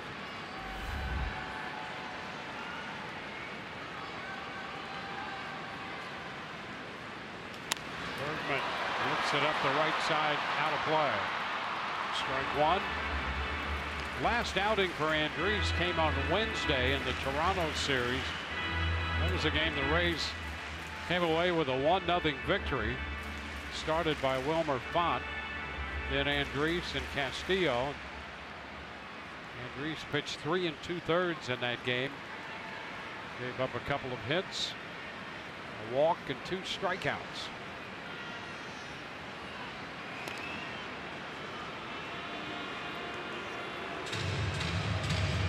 Springer back in at first.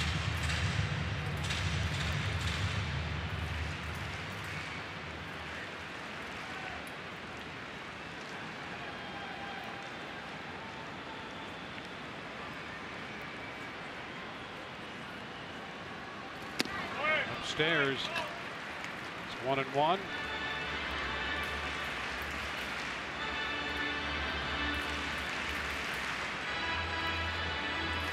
Bregman, 23 years old, hit 19 home runs last year.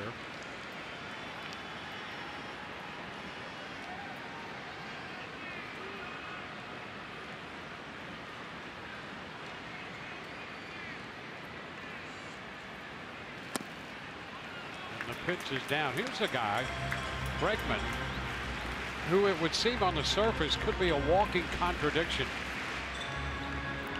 He's a guy who tends to be very aggressive at the plate, but shows good strike zone discipline. That tells me that he's ready to hit, but not chase. That's the perfect hitter.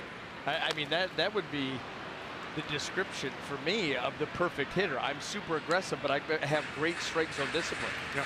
So I want you to be aggressive on pitches that are in the zone. Yeah. I mean, so. But sometimes those hitters who are very aggressive wind up out of the zone chasing pitches most of the time. But he's very good about that. Now that's why. That's where the discipline comes in. And a lot of people look and say that you know, he's a guy that continues to be on the rise, that there's still better baseball left in him because of those characteristics. And a cut and a miss. He's out on strikes this time. A man left. We go to the 6th. 4-2 Rays. No.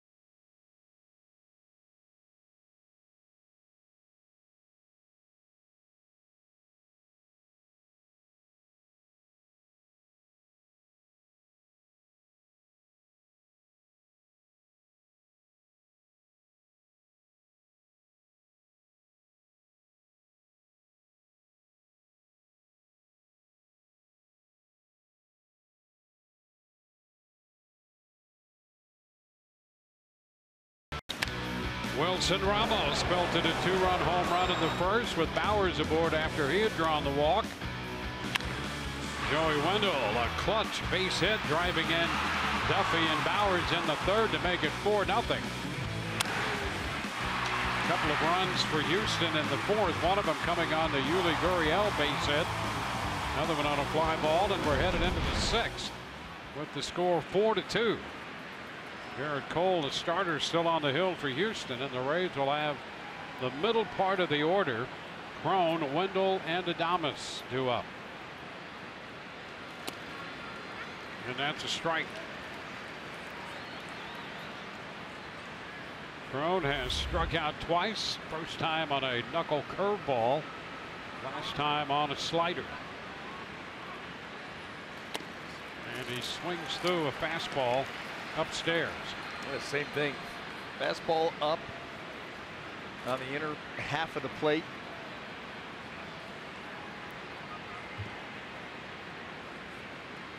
Ground ball, backhanded by Bregman. Throw to first, they're gonna get it. Oh, what a play by Alex Bregman at third base. Crone, who's been struggling, thinking he might have a hit right there, but Bregman denies it. He never set his feet to throw, Dwayne. Bonefish Grill, fresh play of the game. He just throws it on the run, fading away. Just get it close, let it bounce, and let Yuli Gurriel, who's done a great job for the Astros over at first base, scoop that baby up. Outstanding glove work and throw. Joey Wendell takes a strike.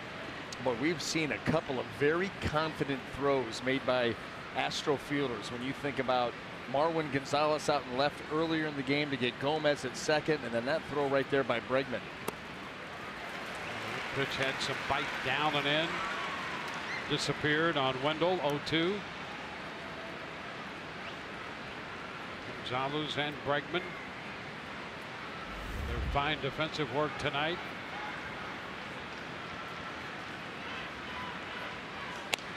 And that strike three call. He thought the pitch was away. Might have been. Tough call right there, and Wendell is caught looking. Yeah, got caught up in that sequence, and that pitch, there's nothing Joey Wendell. Maybe foul it off. To be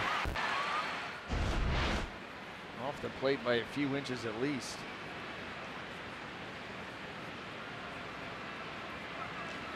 Willie Adames takes a pitch just on that corner for a strike.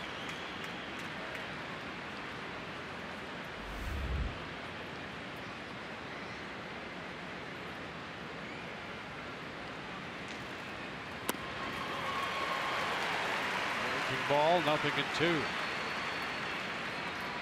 Cole seems to have found his groove right now.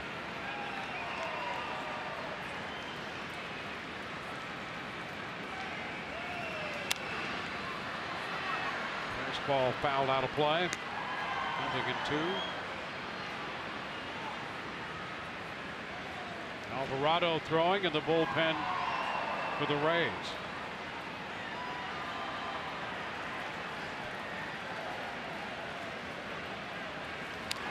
Just a little bit of that one by Adames. Still 2 strikes.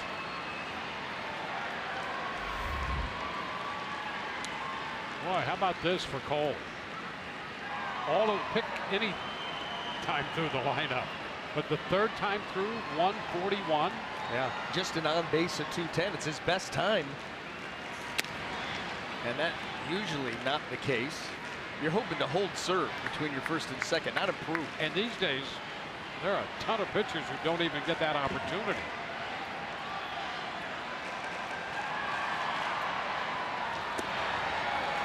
Close, but ball 2.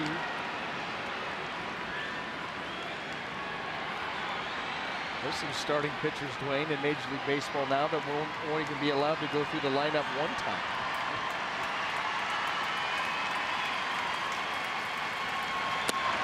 Pitch is down, and it's a full count.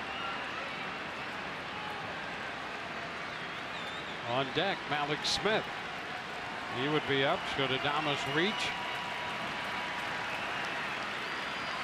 And he is out on strikes. 3-2 slider got him. Bottom of the 6th coming, 4-2 Rays.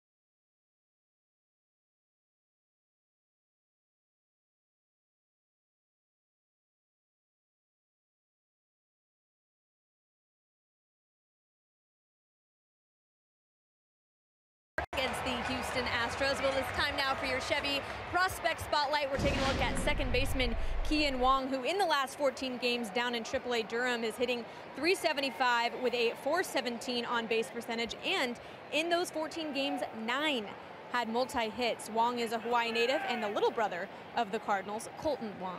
Guys. Yeah, in his last 5 games, he's hitting .500, 9 of 18.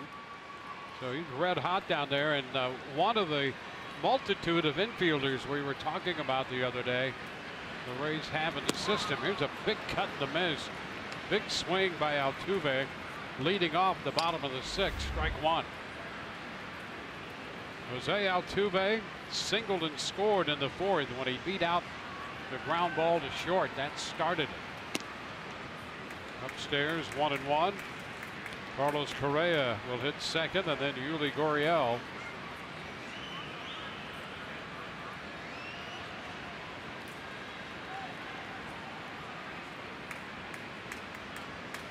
Ground ball, and it's going to be past the diving Duffy. Down into the corner, and a long run for Field. Altuve rounding second, and he's going to go. Field had some difficulty in the corner. Altuve was going to pull up after rounding second, but with the corner in full view, Altuve took a peek in there and decided to go to third. This whole play starts with Matt Duffy. Look at, he is at the cut. So being so shallow, you do not have very much range at all on that chopper. And he's not able to get there. If he's playing a traditional third base, he's got a chance to at least glove that baseball. And there's the trouble with Johnny Field in the corner, trying to pick that baseball up. Altuve more than willing to stay as a double, but he sees the ball being dropped and jogs into third. Well, here's Correa now. Well, they posted a triple for Altuve, but boy, you could make a strong case for a double and an error because he was stopping, and when the ball was bobbled, he took off for third.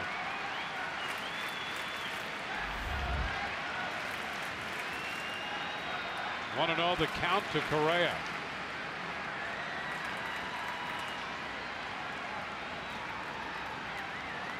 And a shot foul. Rebounding off the stands. The Rays with a 2-run lead right now. Altuve at third with nobody out. Infield obviously conceding this run.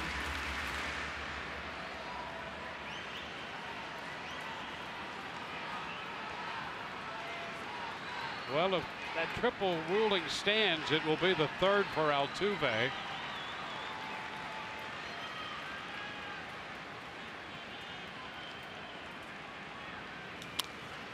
And another foul ball third base side. It's 1-2.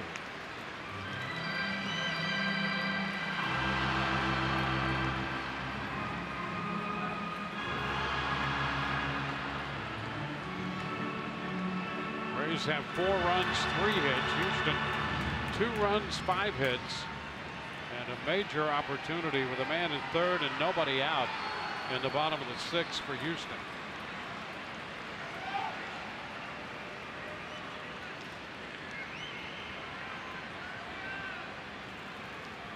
And a wave and a miss. He got Correa to chase and picks up a very big strikeout for the first out of the inning.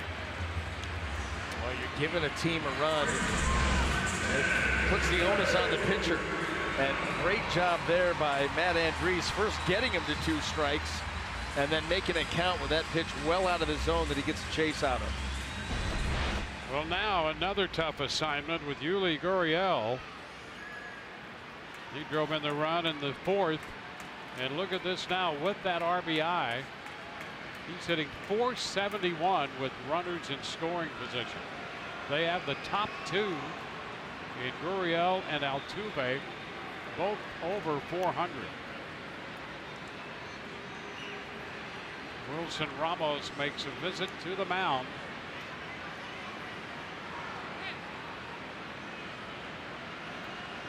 And out comes Kevin Cash.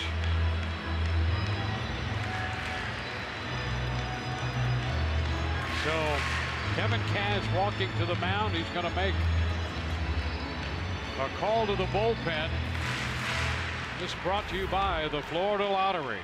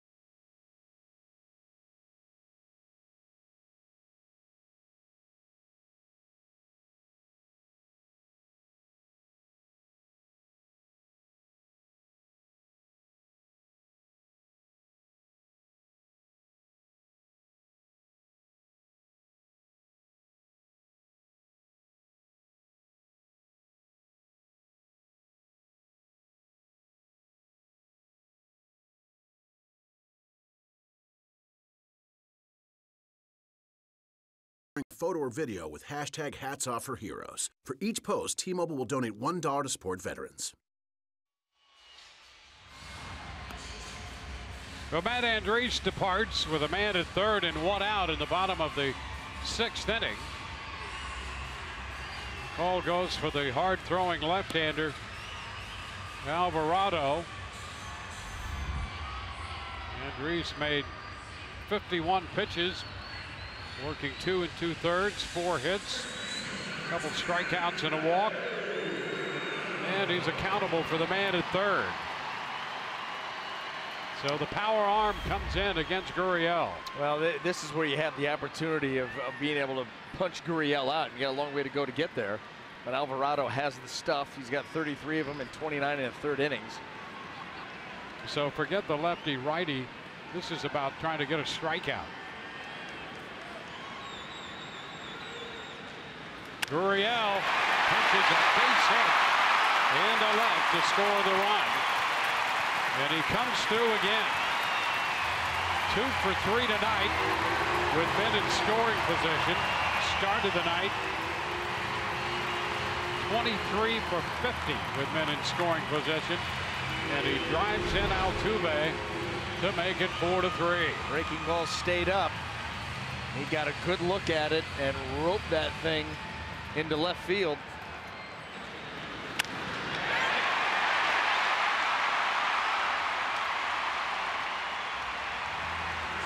And just a relentless lineup, one after the other. And a lot of big hits. Well, Tyler White will pinch hit for Redding now. Redding, the left-handed batter. Jay Hinch sends up the right-handed bat.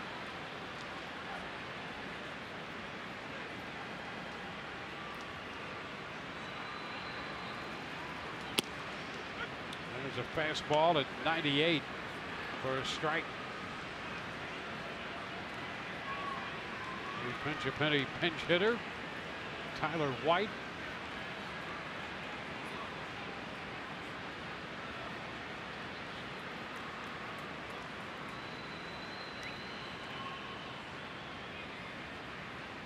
He fouls a fastball at 97.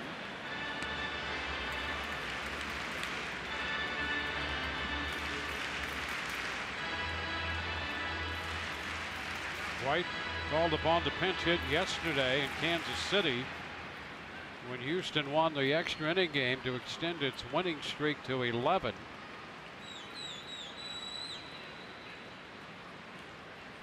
Just recalled from their AAA club in Fresno Friday.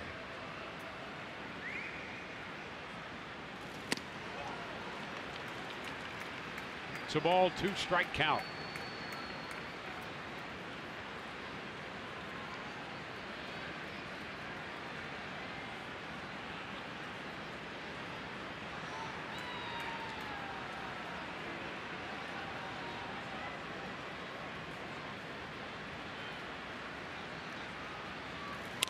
Liner foul, look out. Gary Pettis making sure he got out of the way. The Houston third base coach. Well, he's been quick all his life in this game. You talk about a guy who could get down the line. He certainly could. And he just, the judges are giving him 7 and 8 on that dive. Not bad. Room for improvement. Didn't have a lot of time to think about and was not able to stick that landing.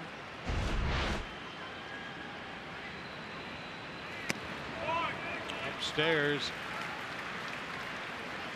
2 balls, 2 strikes.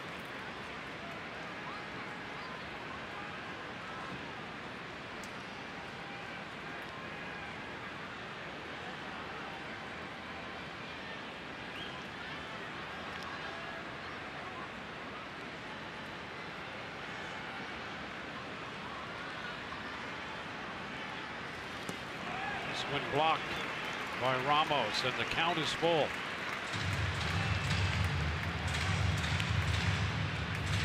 Well, the Rays got 2 in the first, 2 in the third. Houston 2 in the fourth. 1 so far in the 6th. And a nice block by Ramos. 1 on, 1 out here.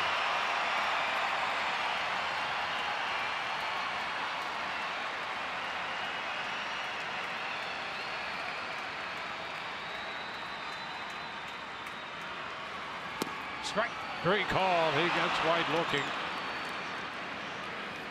First strikeout for Alvarado. 2nd out of the inning. The best pitch of his outing so far. That breaking ball hard down the middle, just above the knees, and White, no argument from him.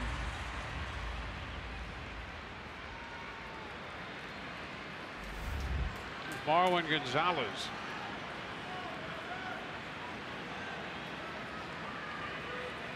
Gonzalez 0 for 2. Struck out against Venters in the 3rd. And went out pitcher first against Andres in the 4th. Now he faces Alvarado, and there's a strike.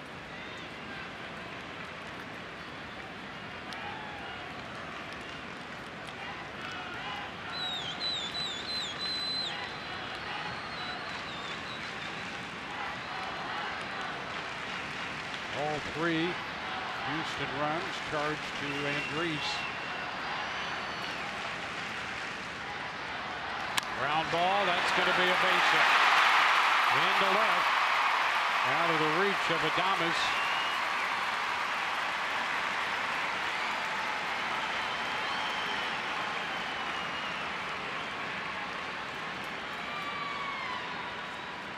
Nobody said that that beating this team is going to be very easy, and the Rays trying to hold on here, having to fight for everything. Gonzalez gets that ball in the hole, hit it hard enough to get it by Adames.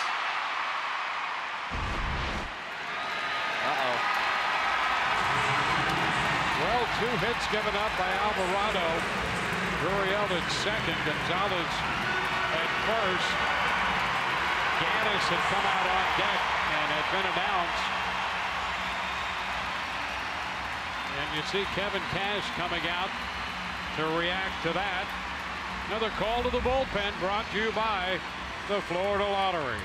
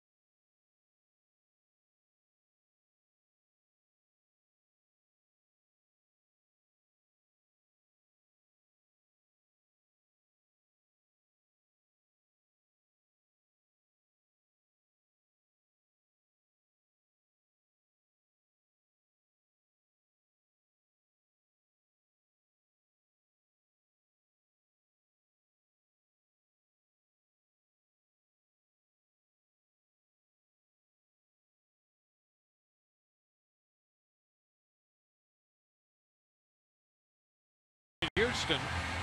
Rays holding a 4-3 lead. Diego Castillo will get the call with Evan Gattis, who has been an unstoppable force during their 11-game winning streak with 6 home runs and a slugging percentage of .841. He's the American League Player of the Week, so named today. He had 4 home runs and drove in 15 runs in the week. What do you think that headshot was taken? 2015? Diego Castillo to face Gattis. Houston runners at first and second. Gonzalez on first, Gurriel on second.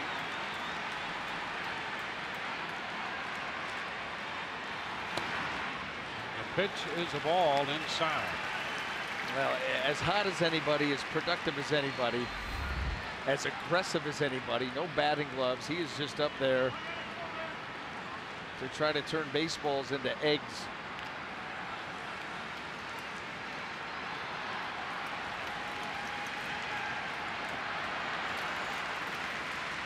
Ground ball, third base. Duffy goes to second for the force, and that retires the side. A run scores, 2 left, 4-3 Rays.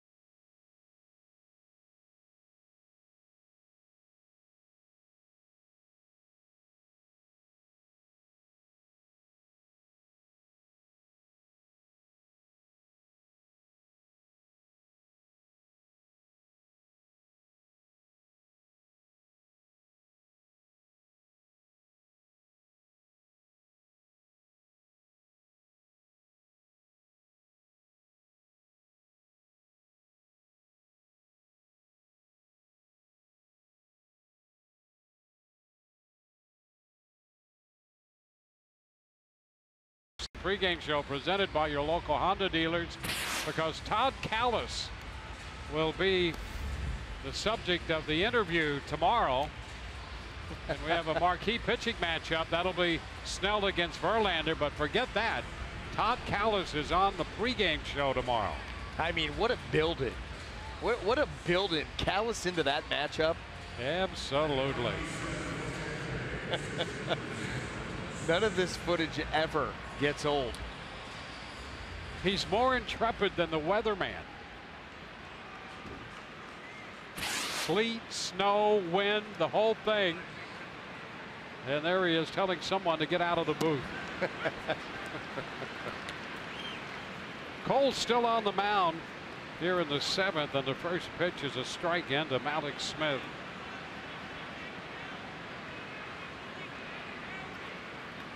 Ground ball, and it's stopped at first.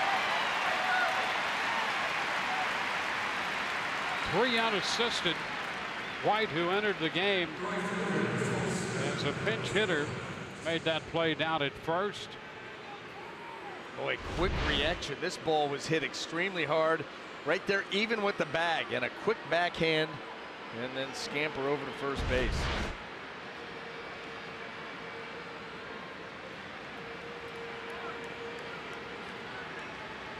Carlos Gomez taking a big cut and missing. Strike 1.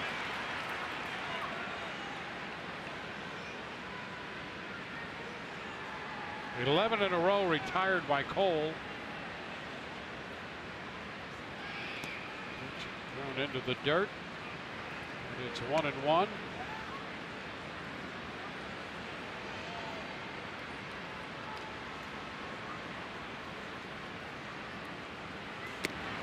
soften in a bit.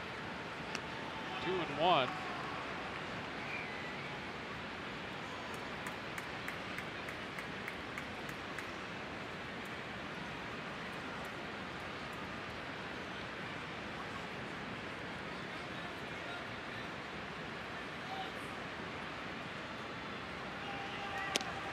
That pitch did not break enough. It's 3-1.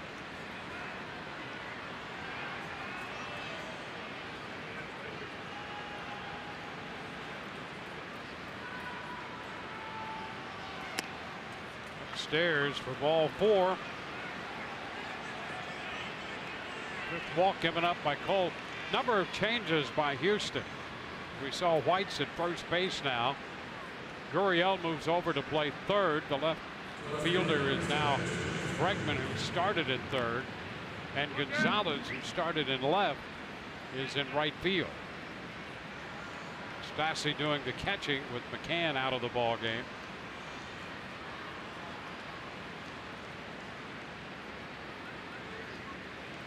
Here's Johnny Field, 1 on, 1 out.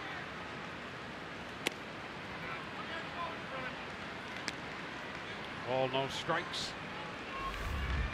The Rays get their first base runner since Wendell singled home the third and fourth runs of the game for the Rays in the third.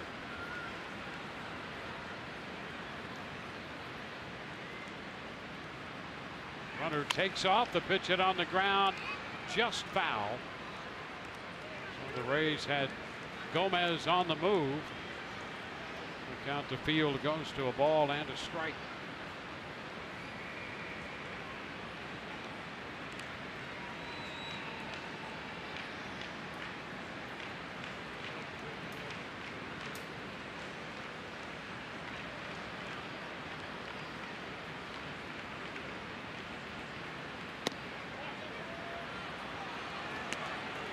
Two and one.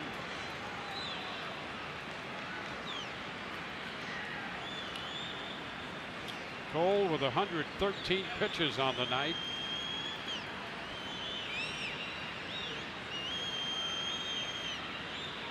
Runner goes. The pitch popped up. Shallow right. Gonzalez coming in to make the catch. 2 gone and back to first. Gomez. Kevin Cash not going to sit idly by and let Houston claw its way back into this game and you know, not ask some things with this Rays offense. As he put Gomez in motion, trying to get something going down there at the bottom of the order. Matt Duffy's been your most consistent hitter all season long, coming up here now. He has walked and scored, has a stolen base tonight. And a strike. Sometimes you can feel that momentum start to build on the other side. The crowd's starting to get into it. Astros have had some chances the last few innings and cashed in.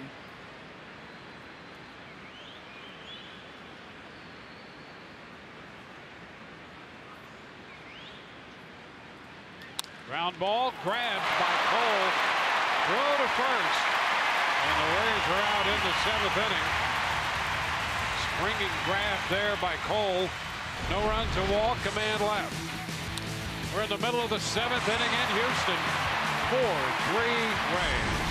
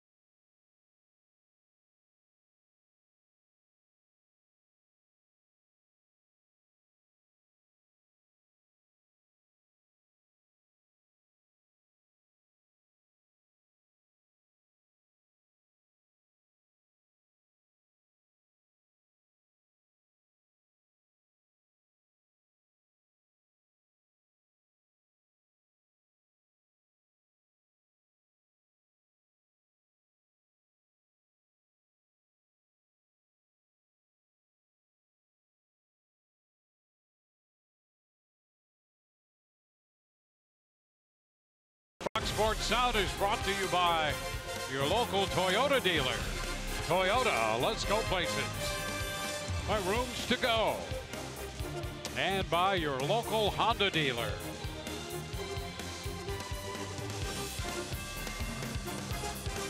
Rays scored 2 runs in the first, 2 runs in the third. Houston trimming that to a 1-run margin with 2 in the fourth and 1 in the sixth. And now we go to the 7th inning. Diego Castillo got the final out in the 6th. On to begin the 7th, and here's Tony Kemp. And this is a huge AB right here because of Tony Kemp's speed. Later in the game, leading off an inning. Duffy in on the grass. Way in. The pitch is a strike. And you try to take it away from him.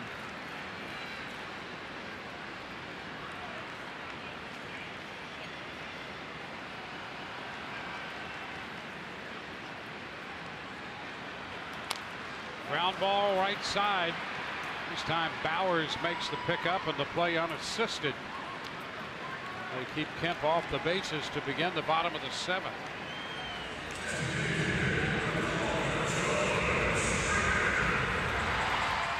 Now George Springer, the top side of the order. Springer walked in the 5th, otherwise 0 for 2.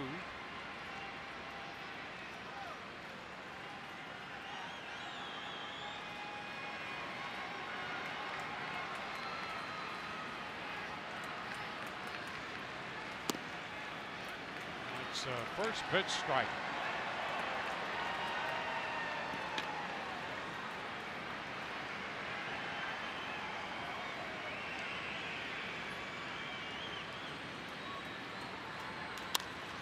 Tap to third. Duffy comes up and whips that throw to first base. And a nice pickup there.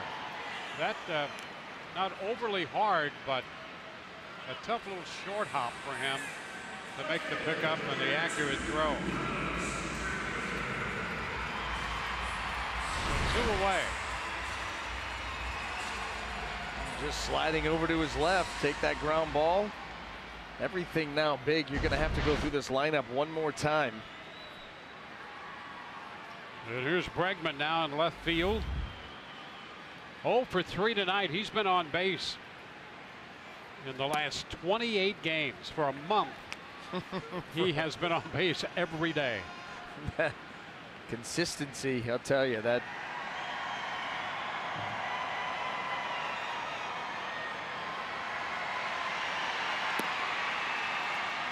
Two and 0. Think about the pitching that you face night in and night out, and to never have an off night. Yes, certainly you may not get a hit that night, but you work an at-bat or two and take a walk, find something, find some way to help the team offensively. And a tapper third. Duffy turns and throws and gets his man. So 3 ground balls there in the 7th inning. A quick inning for Castillo. 4-3 Rays.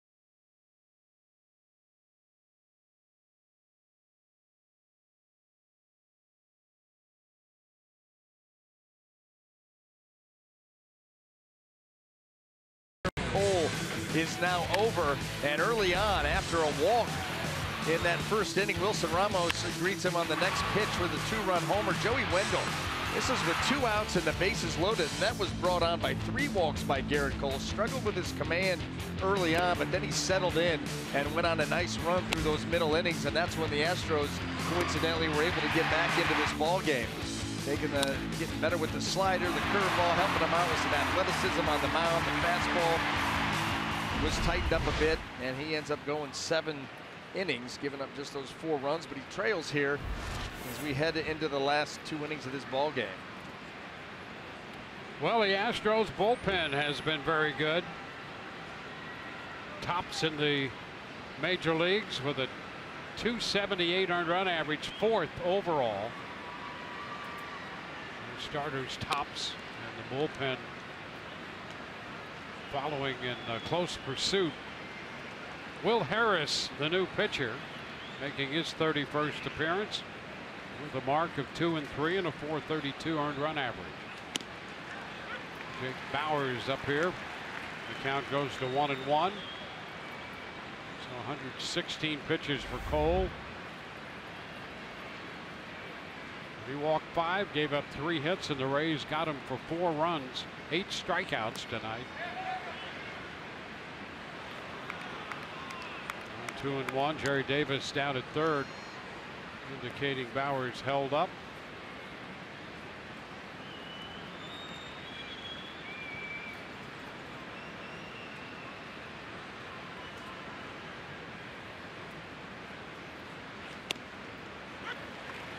Count goes to 2-2.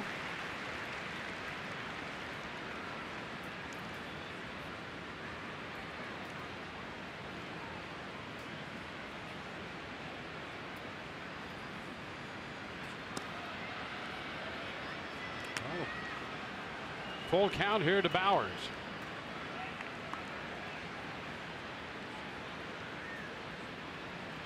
Waiting on deck, Ramos.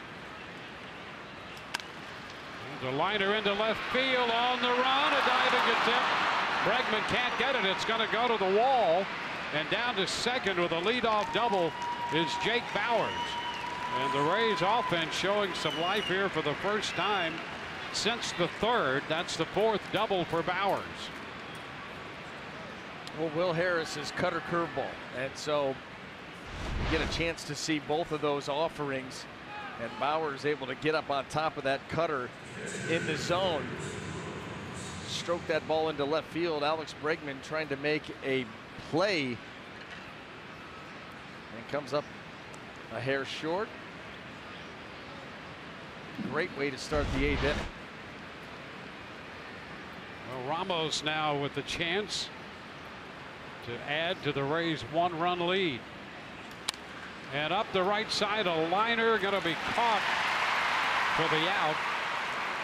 Gonzalez taking care of that line drive. You know, and that ball was lined so quickly to Gonzalez in right field that Jake Bauers didn't even have a chance to get back to second base. He's kind of, you know, he takes a secondary lead, ball off the bat.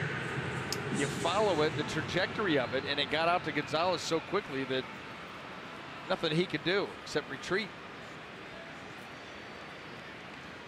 Now C.J. Cron trying to come up with his first hit of the night. Been a tough run for Cron recently. 0-1 the count.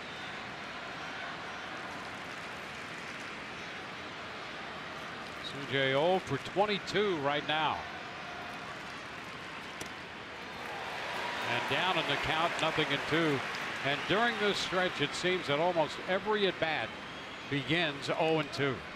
Well, and you know, that didn't need to. You know, sometimes that's the pitcher executing. Other times it's you going out of the zone.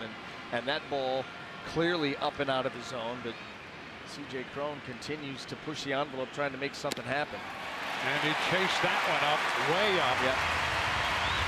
And this is not lost on opposing pitching staffs, and they understand right now, to get C.J. Cron out, you do not have to be in the strike zone. See how high that was out of the zone.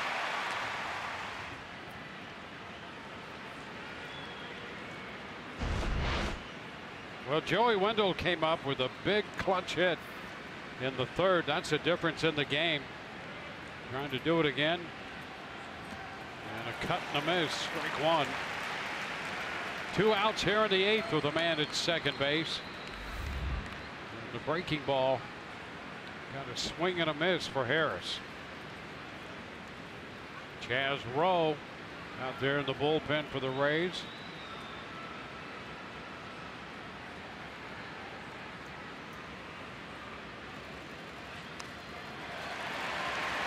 Just a little bit of that one. And Wendell down quickly, 0-2.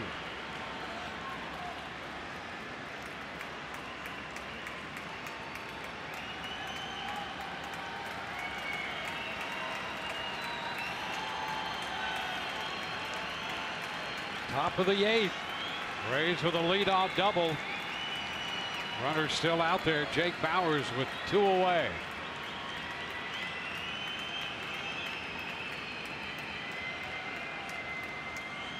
And Wendell tried to hold up. He is out on strikes. Breaking ball again got him. No runs, a hit, and a man left. Bottom of the 8th coming. It's a 4-3 ball game, Rays.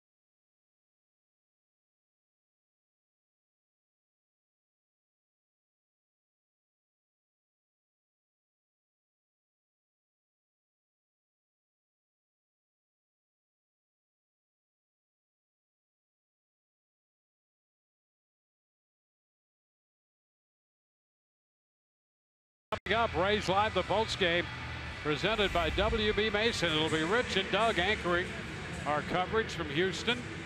The Rays got to the right-hander Garrett Cole early, and then he found his stride. We'll hear from Kevin Cash and minor league updates from around the Rays farm system. All coming up on Rays Live, the post game. Chaz Rowe, the new pitcher for the Rays. It will be the middle part of this lineup for Houston. Jose Altuve, Carlos Correa, and Yuli Gurriel. On for the 34th time. 32 strikeouts, 28 innings. First pitch and a line drive. Base hit into right.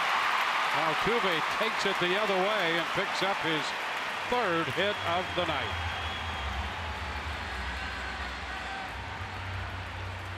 He's 3 for 4. Correa heads to the plate. Well, this pitch, you know, inside outside. That's a fastball that stayed middle in.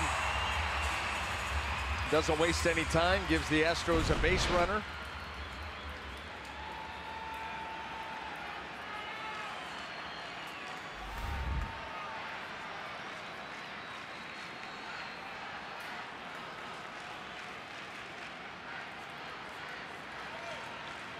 Over to first. High toss. Correa back in.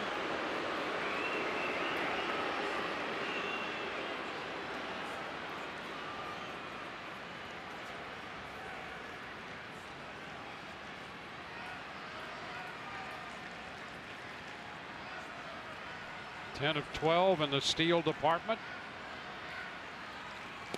The pitch is a strike. A quick delivery by Rowe to unload that pitch.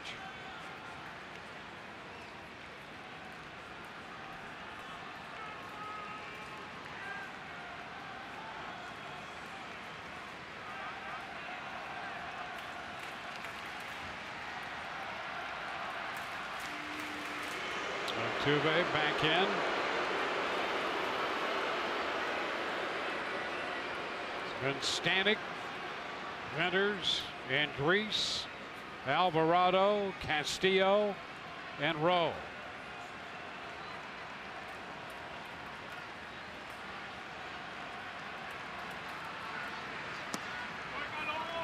Off the plate a little bit, just a bit. Well, opposing base stealers just 1 for 3 off Chaz Rowe.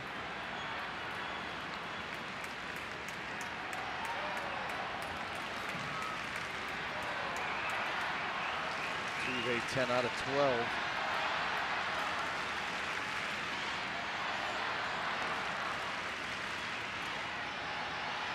Down and away. 2-1. You can see Rowe holding the ball a little extra that time before delivering. Well, that's one of the ways that you see right-handed pitchers try to deal with potential base stealers. You know, you don't have that bird's eye view of a lefty, so you vary times. You know, sometimes you'll come set a pause, go right to the plate. Other times you hold. Sometimes you just hold and step off. You're just trying to mess up the timing of the base runner. That's a strike. 2-2. And by the way, all the time that you're doing that, you've still got to make quality pitches to the plate. And these base stealers, whether they go or not, they're just trying to get you to think about them. Maybe all of a sudden you hang something and the hitter can take advantage.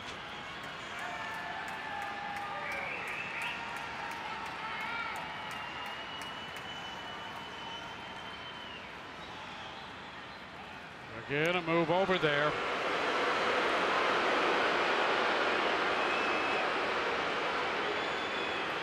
Rowe keeping an eye on the base runner Altuve, varying his hold time before he delivers, and at the same time trying to be quick to the plate.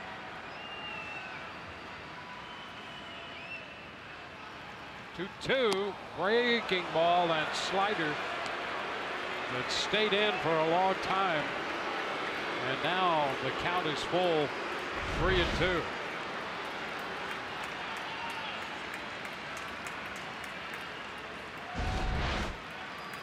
Maybe trying to move that leg out there at the last second. Maybe to take it. Gave it a shot, didn't he? He did look like he did. 3-2 now. Runner goes, and the pitch is a strike, and the throw sails into center field. And all the way to third goes Altuve. Correa strikes out, but with Altuve moving, the throw tailed and really sailed into center field to send the runner all the way to third.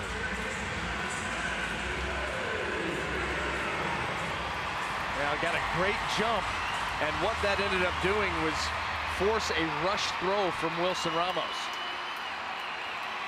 Now Gurriel, as we mentioned, has been on fire with men in scoring position.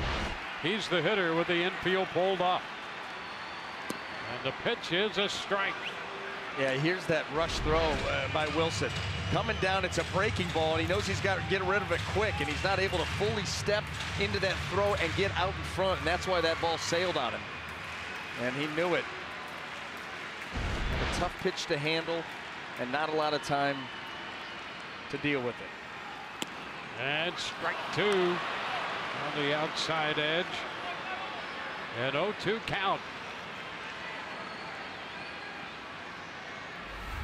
Single to right, a steal to move to third on the error. 481 with men in scoring position for Yuli Gurriel.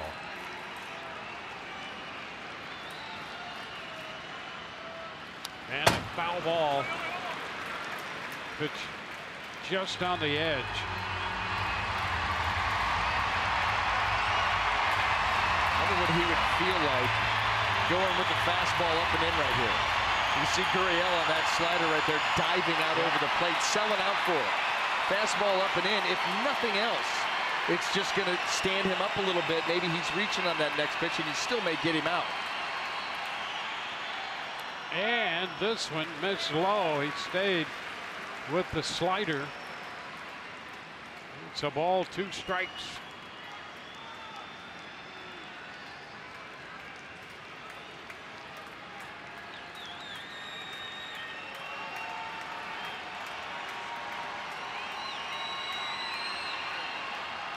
And a popper left side.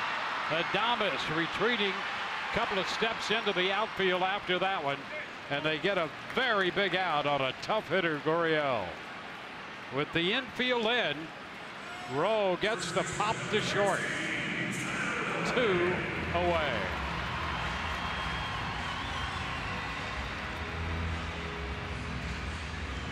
Tyler White will be the hitter. Pinch hit for Reddick in the 6th inning. He's called out on strikes. Now he faces Chaz Rowe.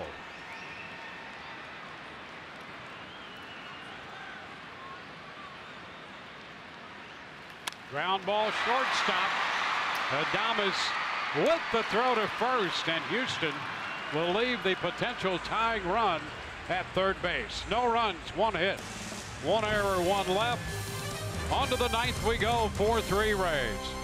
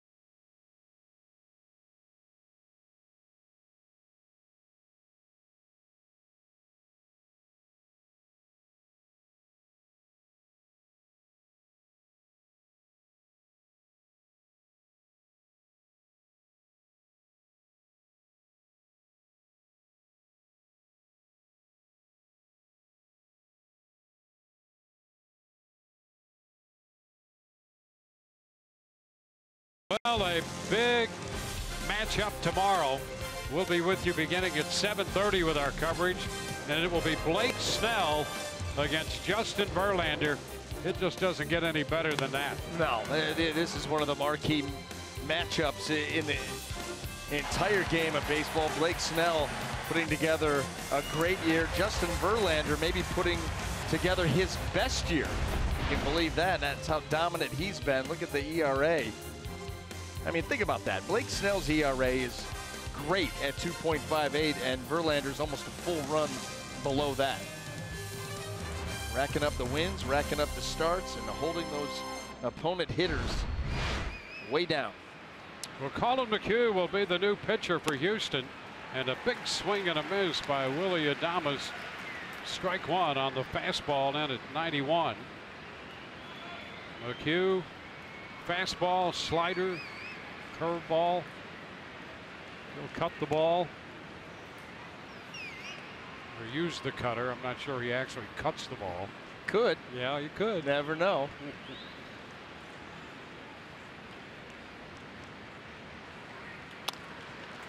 And this one back to the mound, knocked down, and the toss to first.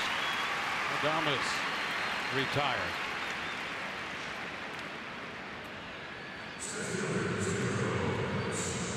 Well, Malik Smith.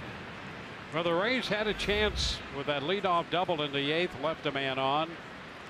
Altuve opened the bottom of the 8th with a base hit, wound up at 3rd on a steal and an error. And Houston left him aboard. Now Malik Smith. Gurriel is up short with the bat, and he takes the pitch for a strike. By the way, that triple by Altuve, they've decided that it's a double after all, and an error charged to field and left. And so that 6th inning triple now stands as a double. Marishnik in center field, a couple other defensive switches. 1 ball, 1 strike.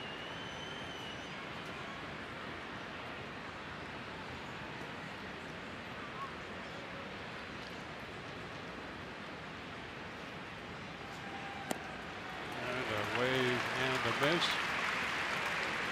Now 1-2. You got to look at Kemp, who's over in left.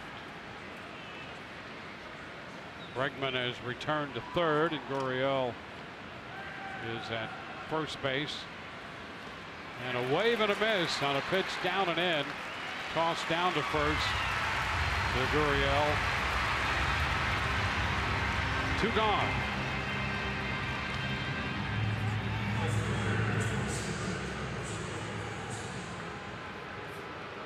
Let's see if the Rays are going to be able to get the final 3 outs here with this lead, whether it's 1 or they continue to tack another 1 or 2 on. But I'll tell you, you knew that they were going to need some help here tonight going against Garrett Cole, and opportunistic is the word that comes to mind. Yep. You know, all those walks, and 3 of the 4 runs for the Rays started out as a walk. But they, you know what, to their credit, they cashed them in early. Can they make them hold up? Strike the count to Gomez, and he cues it off the end of the bat. We saw Romo up in the bullpen for the Rays.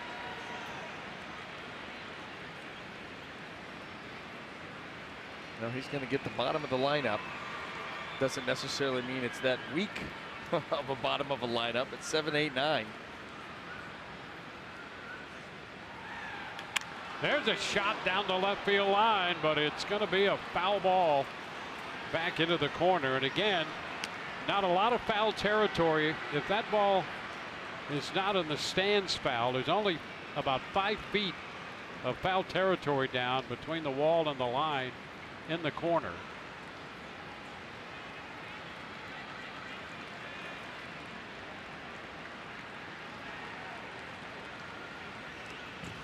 Way wide and to the backstop. 1-2. Gonzalez, Stassi, and Kemp will be due up in the bottom of the 9th inning.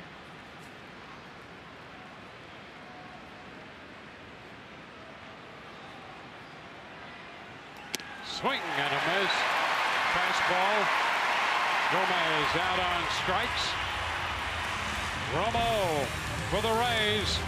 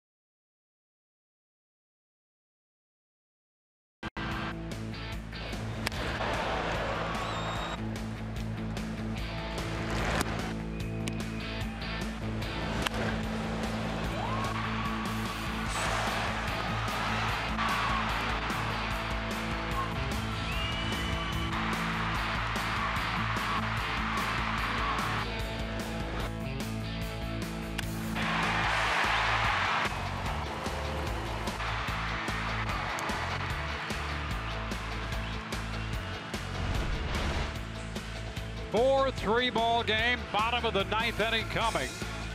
Rays scored 2 in the first on a homer by Wilson Ramos. 2 more in the third. Houston back with 2 in the fourth and 1 in the sixth. Houston leaving 6 men on base, the Rays 4. And as we go to the bottom of the 9th inning, when the Rays said it's going to be a bullpen day, it has been that. Pitcher number 7 for the Rays is Sergio Romo. Well, so far they have pieced it together well enough to go into this situation with the lead, and up to Sergio Romo now to close it out. Marwin Gonzalez will be the first man to face him.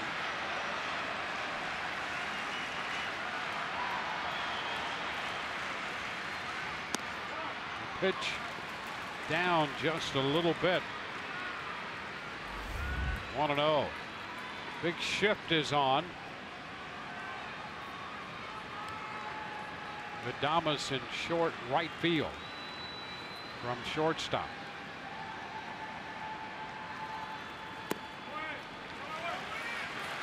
Two and 0.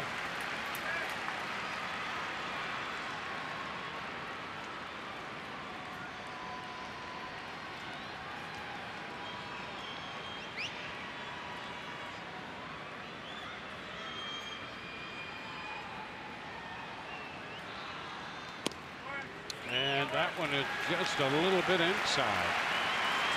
Now 3-0. Well, didn't miss much with the first pitch down and away. That one cuts all the way across the plate, ends up a little bit in. See if Marwin Gonzalez here has the green light or is going to take at least a strike. And ball 4.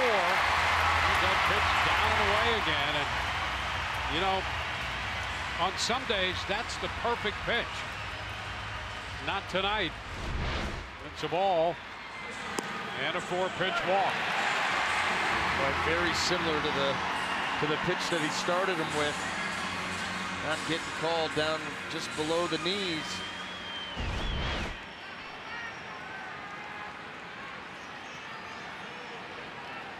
Stassi up here, the catcher.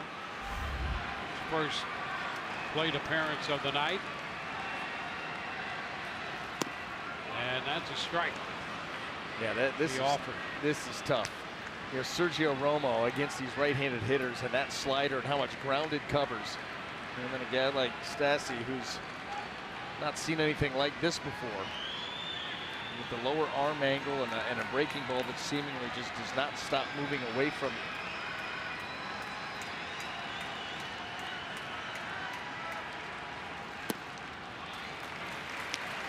Lays off the pitch down. 1-1.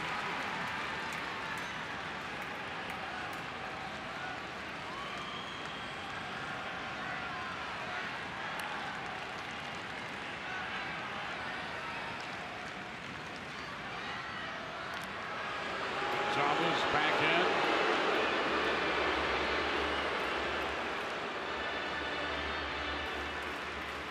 Rays have been out hit 8-4. They lead 4-3. Bottom of the 9th in Houston. Popped up, foul ball. That's back and out of play.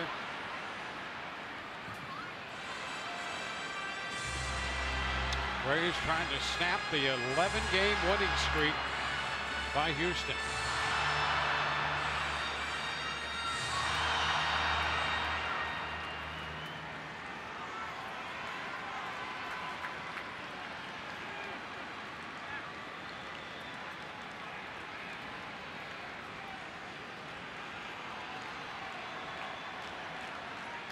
Line drive, base hit. In the left. Up to second goes Gonzalez. And the first 2 men are aboard. Oh, you're trying to sweep that breaking ball down and away and off the plate for the chase with 2 strikes. Look at this heads up. Right in the middle of the plate. That's the only chance that he had. A good job of waiting on it, letting that ball come to him, and then popping it into left field. And here we go. Tony Kemp who had an infield hit in the 3rd inning. Left-handed batter up here, and he's showing the bunt. That's a strike. Gonzalez trying to take as much ground as he can off second, and he went back in diving head first, and Ramos is ready to fire down to second. That's where you've got to be careful as a base runner. You got to see that ball down and not assume it's going to be put down. And these catchers, guys like Wilson Ramos, they're going to pop behind you.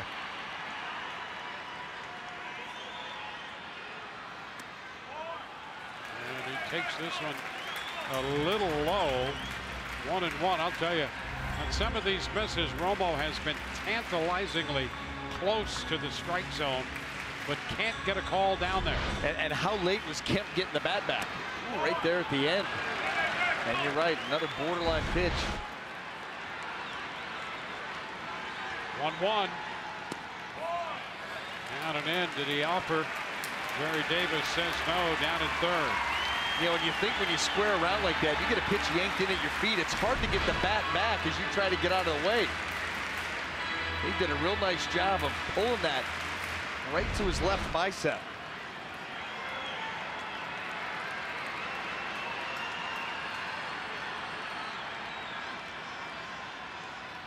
And he puts down the bunt.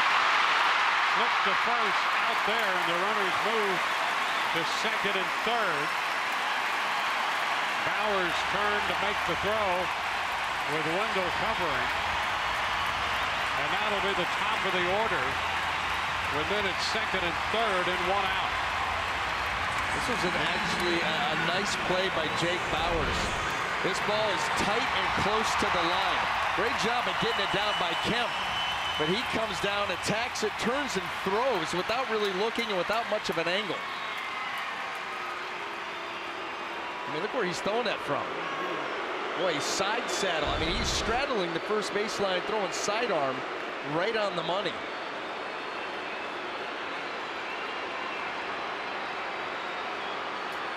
And the Rays talk it over on the mound.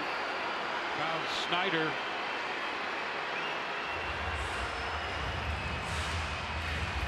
Sergio Romo, a couple little headbutts with Wilson Ramos, buddy. It's me and you. Yeah. We got to make this happen.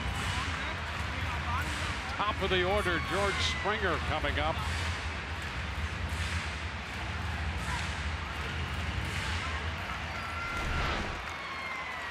There we go. Final instructions. Hey, let's go. I love it.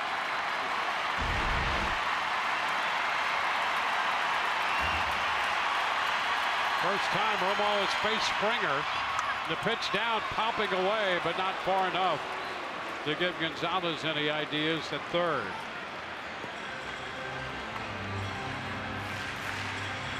The Rays with the overload to the left side, everybody up tight. Here's that breaking ball well down in the dirt. Good job by Ramos to keep it close, keep his eye on him and Marwin.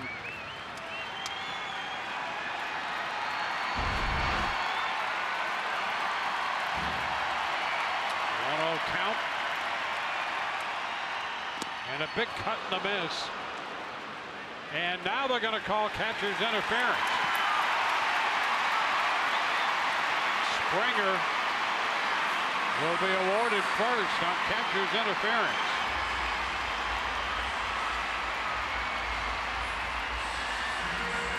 He got so big and long with his swing. Yeah, he takes such a big rip here.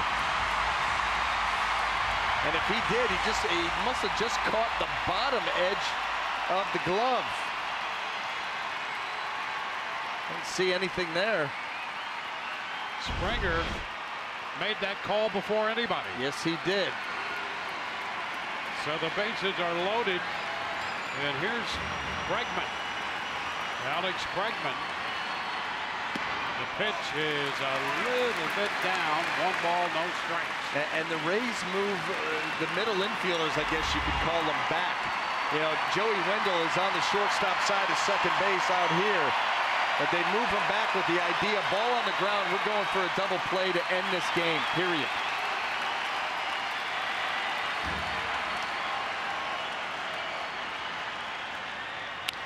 Ball foul, 1-1 with Bregman. He's been on base in 28 consecutive games. He's 0 for 4 tonight.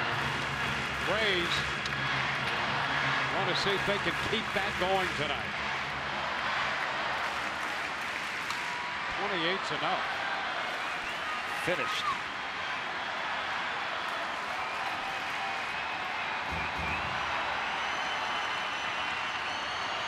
The 1-1. And a shot into left center field. That's going to do it. Gonzalez scores. Stassi scores. Houston wins it 5-4. Bregman on the walk-off.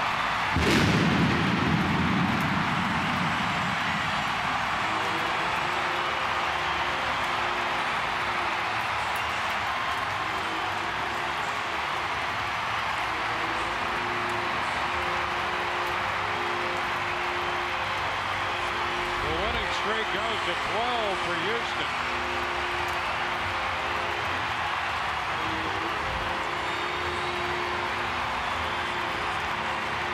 Bregman is credit for the double.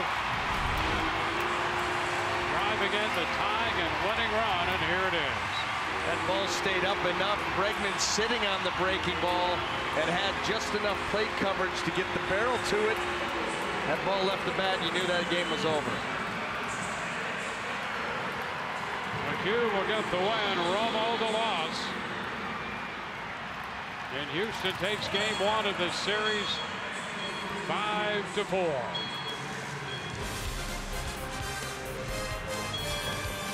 For Brian Anderson and Michelle Margot, Dwayne Stats. Hope you've enjoyed the telecast and not the outcome. 5-4 the final. Rays Live, the post game comes your way next. We'll see you tomorrow night.